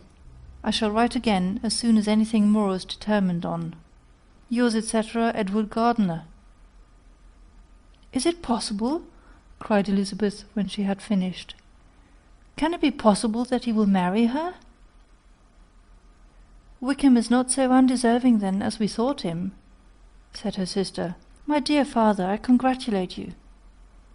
And have you answered the letter? Cried Elizabeth. No, but it must be done soon. Most earnestly did she then entreat him to lose no more time before he wrote. Oh, my dear father, she cried, come back and write immediately. Consider how important every moment is in such a case. Let me write for you, said Jane, if you dislike the trouble yourself. I dislike it very much, he replied, but it must be done. And so saying, he turned back with them, and walked towards the house. And may I ask, said Elizabeth, but the terms, I suppose, must be complied with. Complied with? I am only ashamed of his asking so little. And they must marry. Yet he is such a man. Yes, yes, they must marry. There is nothing else to be done. But there are two things that I want very much to know. One is, how much money your uncle has laid down to bring it about, and the other, how am I ever to pay him? Money? My uncle? Cried Jane. What do you mean, sir? I mean that no man in his senses would marry Lydia on so slight a temptation as 100 a year during my life, and 50 after I am gone. That is very true, said Elizabeth, though it had not occurred to me before. His debts to be discharged, and something still to remain. Oh, it must be my uncle's doings. Generous, good man, I am afraid he has distressed himself. A small sum could not do all this. No, said her father, Wickham's a fool if he takes her with a farthing less than 10,000 pounds. I should be sorry to think so ill of him in the very beginning of our relationship. 10,000 pounds! Heaven forbid! How is half such a sum to be repaid? Mr. Bennet made no answer, and each of them, deep in thought, continued silent till they reached the house.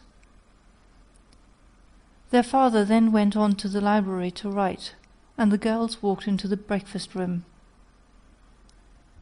And they are really to be married, cried Elizabeth, as soon as they were by themselves. How strange this is! And for this we are to be thankful. That they should marry, small as is their chance of happiness, and wretched as is his character, we are forced to rejoice. Oh, Lydia! I comfort myself with thinking, replied Jane, that he certainly would not marry Lydia if he had not a real regard for her. Though our kind uncle has done something towards clearing him, I cannot believe that 10,000 pounds, or anything like it, has been advanced. He has children of his own, and may have more.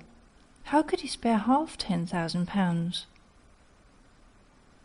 If we were ever able to learn what Wickham's debts have been, said Elizabeth, and how much is settled on his side on our sister, we shall exactly know what Mr. Gardiner has done for them, because Wickham has not sixpence of his own.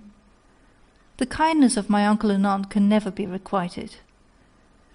Their taking her home and affording her their personal protection and countenance is such a sacrifice to her advantage as years of gratitude cannot enough acknowledge. By this time she is actually with them. If such goodness does not make her miserable now, she will never deserve to be happy. What a meeting for her when she first sees my aunt! We must endeavour to forget all that has passed on either side, said Jane. "I hope and trust they will yet be happy.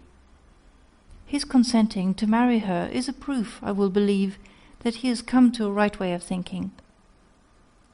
Their mutual affection will steady them, and I flatter myself they will settle so quietly and live in so rational a manner as may in time make their past imprudence forgotten." "Their conduct has been such," replied Elizabeth, "as neither you nor I nor anybody can ever forget. It is useless to talk of it." It now occurred to the girls that their mother was in all likelihood perfectly ignorant of what had happened.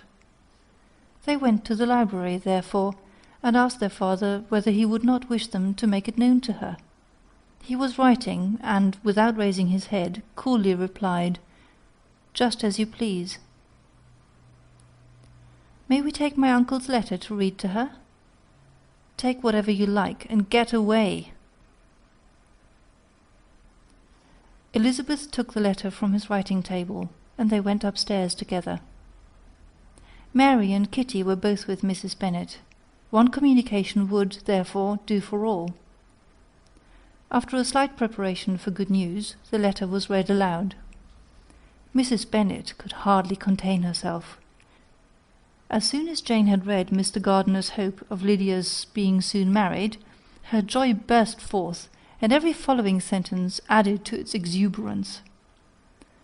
She was now in an irritation as violent from delight as she had ever been fidgety from alarm and vexation. To know that her daughter would be married was enough.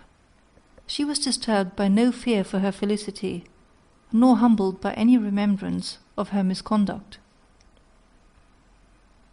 "My dear, dear Lydia," she cried, "this is delightful indeed. She will be married. I shall see her again. She will be married at 16. My good, kind brother, I knew how it would be. I knew he would manage everything. How I long to see her, and to see dear Wickham too. But the clothes, the wedding clothes! I will write to my sister Gardiner about them directly. Lizzie, my dear, run down to your father and ask him how much he will give her. Stay, I will go myself. Ring the bell, Kitty, for Hill. I will put on my things in a moment. My dear, dear Lydia, how merry we shall be together when we meet." Her eldest daughter endeavoured to give some relief to the violence of these transports, by leading her thoughts to the obligations which Mr. Gardiner's behaviour laid them all under. "For we must attribute this happy conclusion," she added, "in a great measure to his kindness. We are persuaded that he has pledged himself to assist Mr. Wickham with money." "Well," cried her mother, "it is all very right. Who should do it but her own uncle? If he had not had a family of his own, I and my children must have had all his money, you know, and it is the first time we have ever had anything from him, except a few presents. Well, I am so happy. In a short time I shall have a daughter married. Mrs. Wickham, how well it sounds! And she was only 16 last June. My dear Jane, I am in such a flutter that I am sure I can't write. So I will dictate, and you will write for me. We will settle with your father about the money afterwards, but the things should be ordered immediately." She was then proceeding to all the particulars of calico, muslin, and cambric, and would shortly have dictated some very plentiful orders, had not Jane, though with some difficulty, persuaded her to wait till her father was at leisure to be consulted. One day's delay, she observed, would be of small importance, and her mother was too happy to be quite so obstinate as usual. Other schemes, too, came into her head. "I will go to Meryton," said she, "as soon as I am dressed, and tell the good news to my sister Phillips. And as I come back, I can call on Lady Lucas and Mrs. Long. Kitty, run down and order the carriage. An airing would do me a great deal of good, I am sure. Girls, can I do anything for you in Meryton? Oh, here comes Hill. My dear Hill, have you heard the good news? Miss Lydia is going to be married, and you shall all have a bowl of punch to make merry at her wedding." Mrs. Hill began instantly to express her joy. Elizabeth received her congratulations amongst the rest, and then, sick of this folly, took refuge in her own room, that she might think with freedom. Poor Lydia's situation must at best be bad enough, but that it was no worse she had need to be thankful. She felt it so, and though, in looking forward, neither rational happiness nor worldly prosperity could be justly expected for her sister, in looking back to what they had feared only 2 hours ago, she felt all the advantages of what they had gained.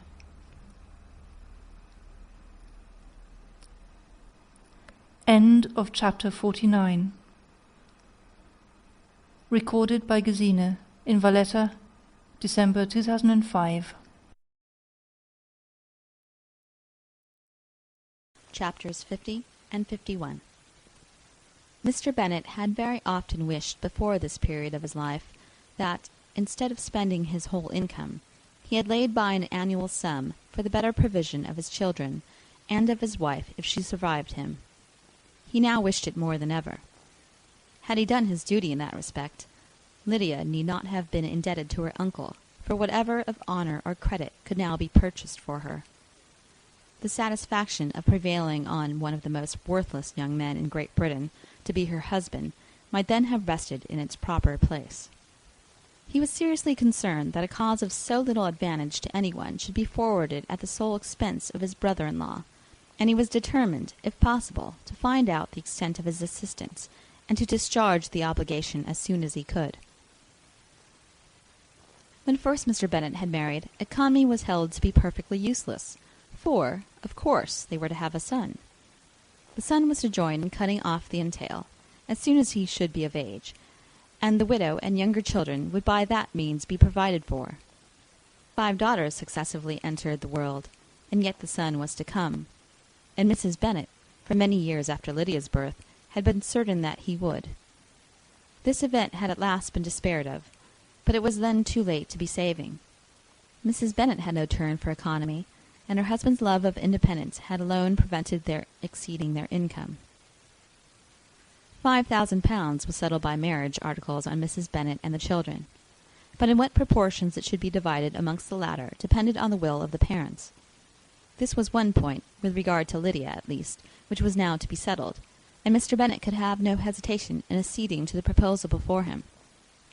In terms of grateful acknowledgment for the kindness of his brother, though expressed most concisely, he then delivered on paper his perfect approbation of all that was done, and his willingness to fulfill the engagements that had been made for him. He had never before supposed that, could Wickham be prevailed on to marry his daughter, it would be done with so little inconvenience to himself as by the present arrangement. He would scarcely be £10 a year the loser by the 100 that was to be paid for them. For, what with her board and pocket allowance, and the continual presents in money which passed to her through her mother's hands, Lydia's expenses had been very little within that sum. That it would be done with such trifling exertion on his side, too, was another very welcome surprise, for his wish at present was to have as little trouble in the business as possible. When the first transports of rage which had produced his activity in seeking her were over, he naturally returned to all his former indolence. His letter was soon dispatched, for, though dilatory in undertaking business, he was quick in its execution. He begged to know further particulars of what he was indebted to his brother, but was too angry with Lydia to send any message to her. The good news spread quickly through the house, and with proportionate speed through the neighbourhood. It was borne in the latter with decent philosophy. To be sure, it would have been far more for the advantage of conversation had Miss Lydia Bennet come upon the town, or, as the happiest alternative, been secluded from the world in some distant farmhouse. But there was much to be talked of in marrying her, and the good-natured wishes for her well-doing which had proceeded before from all the spiteful old ladies in Meryton lost but a little of their spirit in this change of circumstances, because with such a husband her misery was considered certain. It was a fortnight since Mrs. Bennet had been downstairs, but on this happy day she again took her seat at the head of her table, and in spirits oppressively high. No sentiment of shame gave a damp to her triumph. The marriage of a daughter, which had been the first object of her wishes since Jane was 16, was now on the point of accomplishment, and her thoughts and her words ran wholly on those attendants of elegant nuptials, fine muslins, new carriages, and servants. She was busily searching through the neighbourhood for a proper situation for her daughter, and, without knowing or considering what their income might be, rejected many as deficient in size and importance. "Hay Park might do," said she, "if the Goldings could quit it, or the great house at Stoke, if the drawing-room were larger, but Ashworth is too far off. I could not bear to have her 10 miles from me, and as for Pulvis Lodge, the attics are dreadful." Her husband allowed her to talk on without interruption while the servants remained, but when they had withdrawn, he said to her, "Mrs. Bennet, before you take any or all of these houses for your son and daughter, let us come to a right understanding. Into one house in this neighbourhood they shall never have admittance. I will not encourage the impudence of either by receiving them at Longbourn." A long dispute followed this declaration, but Mr. Bennet was firm. It soon led to another, and Mrs. Bennet found, with amazement and horror, that her husband would not advance a guinea to buy clothes for his daughter. He protested that she should receive from him no mark of affection whatever on the occasion. Mrs. Bennet could hardly comprehend it. That his anger could be carried to such a point of inconceivable resentment as to refuse his daughter a privilege without which her marriage would scarcely seem valid, exceeded all she could believe possible. She was more alive to the disgrace which her want of new clothes must reflect on her daughter's nuptials than to any sense of shame at her eloping and living with Wickham a fortnight before they took place. Elizabeth was now heartily sorry that she had, from the distress of the moment, been led to make Mr. Darcy acquainted with their fears for her sister, for since her marriage would so shortly give the proper termination to the elopement, they might hope to conceal its unfavourable beginning from all those who were not immediately on the spot. She had no fear of its spreading farther through his means. There were few people on whose secrecy she would have more confidently depended. But at the same time there was no one whose knowledge of a sister's frailty would have mortified her so much. Not, however, from any fear of disadvantage from it individually to herself, for, at any rate, there seemed a gulf impassable between them. Had Lydia's marriage been concluded on the most honourable terms, it was not to be supposed that Mr. Darcy would connect himself with a family where, to every other objection, would now be added an alliance and a relationship of the nearest kind with the man whom he so justly scorned. From such a connection she could not wonder that he would shrink. The wish of procuring her regard, which she had assured herself of his feeling in Derbyshire, could not in rational expectation survive such a blow as this. She was humbled, she was grieved, she repented, though she hardly knew of what. She became jealous of his esteem, when she could no longer hope to be benefited by it. She wanted to hear of him, when there seemed the least chance of gaining intelligence. She was convinced that she could have been happy with him, when it was no longer likely they should meet.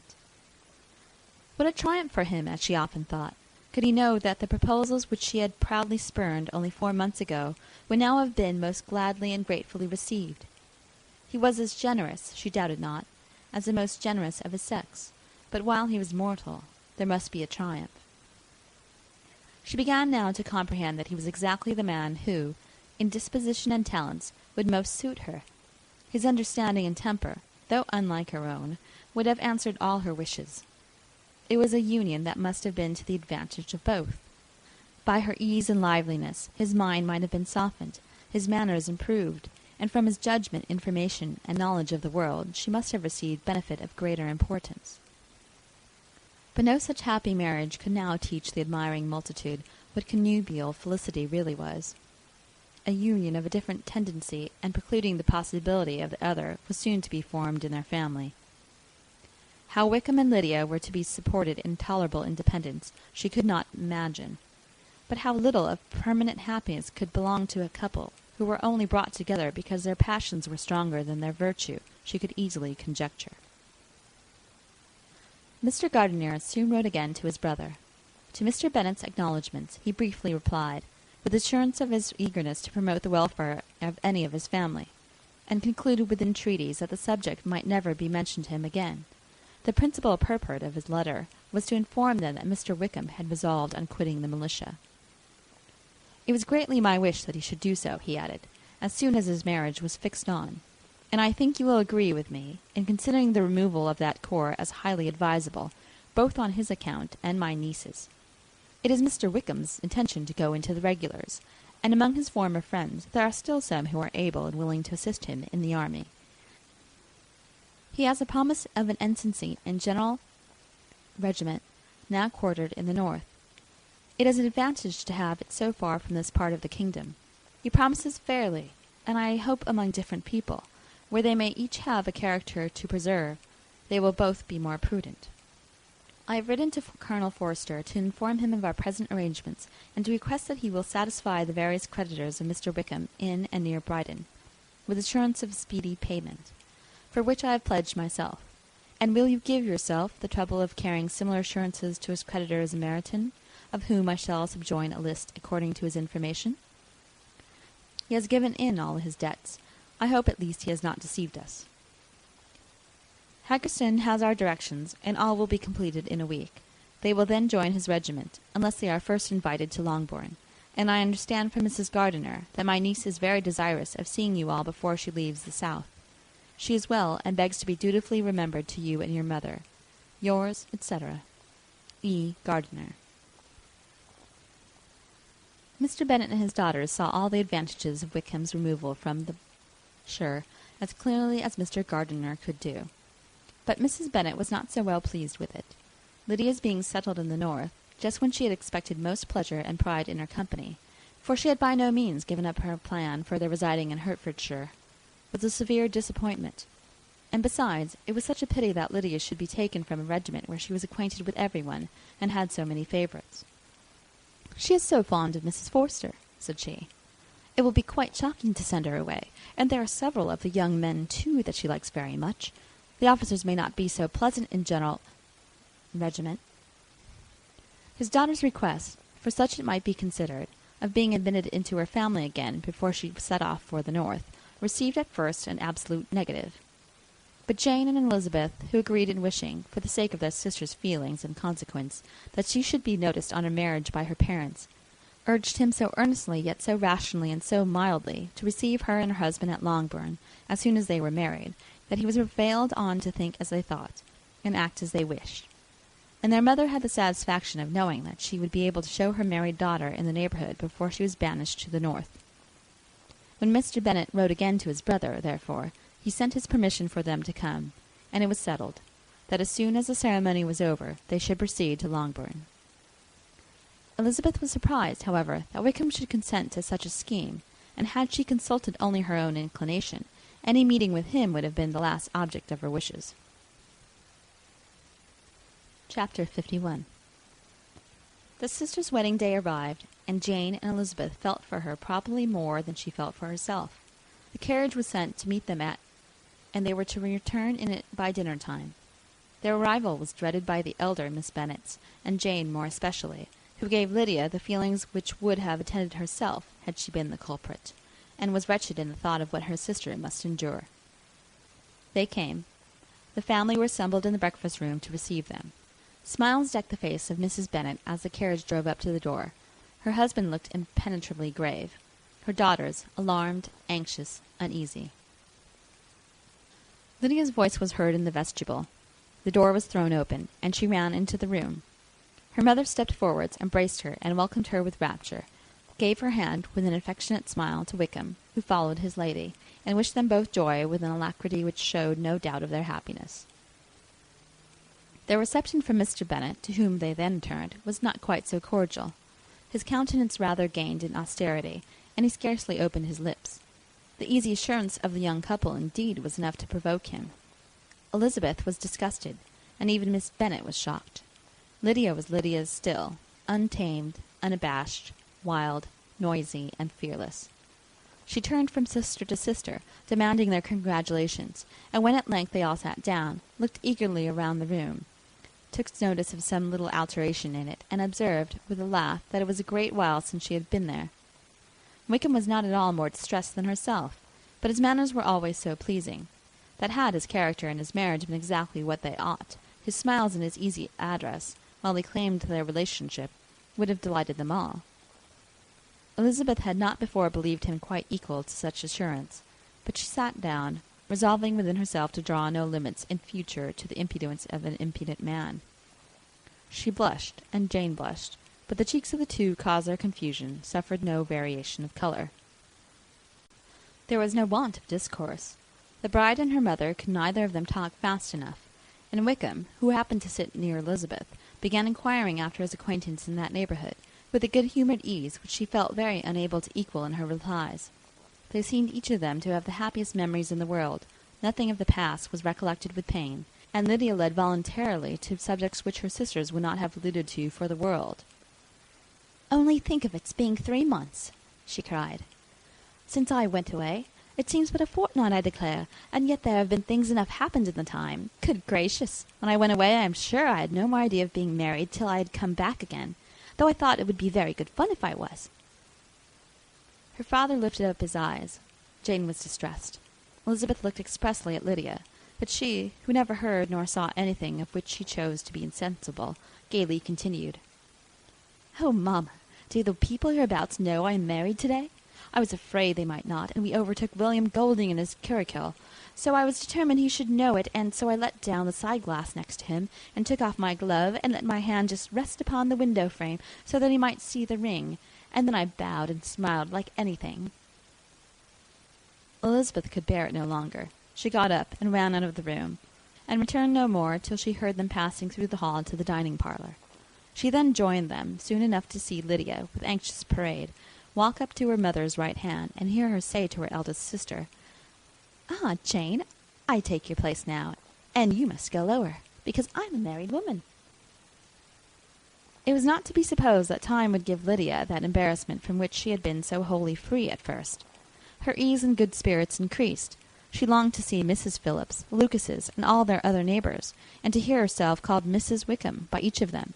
And in the meantime she went after dinner to show her ring, and boast of being married to Mrs. Hill and the 2 housemaids. "Well, mamma," said she, when they were all returned to the breakfast-room, "and what do you think of my husband? Is not he a charming man? I'm sure my sisters must all envy me. I only hope they have half my good luck. They must all go to Brighton. That is the place to get husbands. What a pity it is, mamma, we did not all go." "Very true, and if I had my will, we should. But, my dear Lydia, I don't at all like your going such a way off. Must it be so?" "Oh, Lord, yes. There's nothing in that. I shall like it of all things. You and papa and my sisters must come down to see us. We shall be at Newcastle all the winter, and I dare say there will be some balls, and I will take care to get good partners for them all." "I should like it beyond anything," said her mother. "And then when you go away, you may leave 1 or 2 of my sisters behind you, and I dare say I shall get husbands for them before the winter is over." "I thank you for my share of the favour," said Elizabeth, "but I do not particularly like your way of getting husbands." Their visitors were not to remain above 10 days with them. Mr. Wickham had received his commission before he left London, and he was to join his regiment at the end of a fortnight. No one but Mrs. Bennet regretted that their stay would be so short, and she made the most of the time by visiting about with her daughter, and having very frequent parties at home. These parties were acceptable to all. To avoid a family circle was even more desirable to such as did think than such as did not. Wickham's affection for Lydia was just what Elizabeth had expected to find, not equal to Lydia's for him. She had scarcely needed her present observation to be satisfied, from the reason of things, that their elopement had been brought on by the strength of her love rather than by his, and she would have wondered why, without violently caring for her, he chose to elope with her at all, and she not felt certain that his flight was rendered necessary by distress of circumstances, and if that were the case, he was not the young man to resist an opportunity of having a companion. Lydia was excessively fond of him. He was her dear Wickham on every occasion. No one was to be put in competition with him. He did everything best in the world, and she was sure he would kill more birds on the 1st of September than anybody else in the country. One morning, soon after their arrival, as she was sitting with her 2 elder sisters, she said to Elizabeth, "Lizzie, I never gave you an account of my wedding, I believe. You were not by when I told Mamma and the others all about it. Are not you curious to hear how it was managed?" "No, really," replied Elizabeth. "I think there cannot be too little said on the subject." "La, you are so strange. But I must tell you how it went off. We were married, you know, at St. Clement's, because Wickham's lodgings were in that parish, and it was settled that we should all be there by 11 o'clock. My uncle and aunt and I were to go together, and the others were to meet us at the church. Well, Monday morning came, and I was in such a fuss. I was so afraid, you know, that something would happen to put it off, and then I should have gone quite distracted. And there was my aunt. All the time I was dressing, preaching and talking away just as if she was reading a sermon. However, I did not hear above 1 word in 10, and I was thinking, you may suppose, of my dear Wickham. I longed to know whether he would be married in his blue coat. Well, and so we breakfasted at 10 as usual. I thought it would never be over, for by the by you are to understand that my uncle and aunt were horrid and pleasant all the time I was with them. And you'll believe me, I did not once put my foot out of doors, though I was there a fortnight. Not one party or scheme or anything. To be sure, London was rather thin, but however, the little theatre was open. Well, and so just as the carriage came to the door, my uncle was called away upon business to that horrid man, Mr. Stone, and then, you know, when once they got together, there was no end of it. Well, I was so frightened I did not know what to do, for my uncle was to give me away, and if we were beyond the hour, we could not be married all day. But luckily, he came back again in 10 minutes' time, and then we all set out. However, I recollected afterwards that if he had prevented going, the wedding need not be put off, for Mr. Darcy might have done as well. Mr. Darcy? Repeated Elizabeth, in utter amazement. Oh, yes, he was to come there with Wickham, you know. But gracious me, I quite forgot. I ought not to have said a word about it. I promised them so faithfully. What would Wickham say? It was to be such a secret. If it was to be secret, said Jane, say not another word on the subject. You may depend upon my seeking no further. Oh, certainly, said Elizabeth, though burning with curiosity. We will ask you no questions. Thank you, said Lydia, for if you did, I should certainly tell you all, and then Wickham would be angry. On such encouragement to ask, Elizabeth was forced to put it out of her power by running away. But to live in ignorance on such a point was impossible, or at least it was impossible not to try for information. Mr. Darcy had been at her sister's wedding. It was exactly a scene, and exactly among people, where he had apparently least to do, and least temptation to go. Conjectures as to the meaning of it, rapid and wild, hurried into her brain, but she was satisfied with none. Those that best pleased her, as placing his conduct in the noblest light, seemed most improbable. She could not bear such suspense, and hastily seizing a sheet of paper, wrote a short letter to her aunt, to request an explanation of what Lydia had dropped, if it were compatible with the secrecy which had been intended.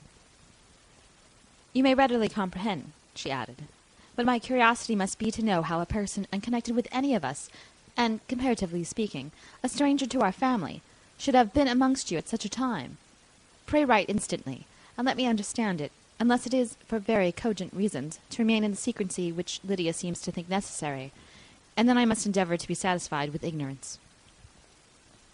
Not that I shall, though, she added to herself, as she finished the letter.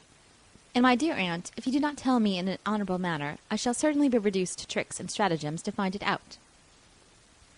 Jane's delicate sense of honour would not allow her to speak to Elizabeth privately of what Lydia had let fall. Elizabeth was glad of it. Till it appeared whether her inquiries would receive any satisfaction, she had rather be without a confidant. End of chapter 51.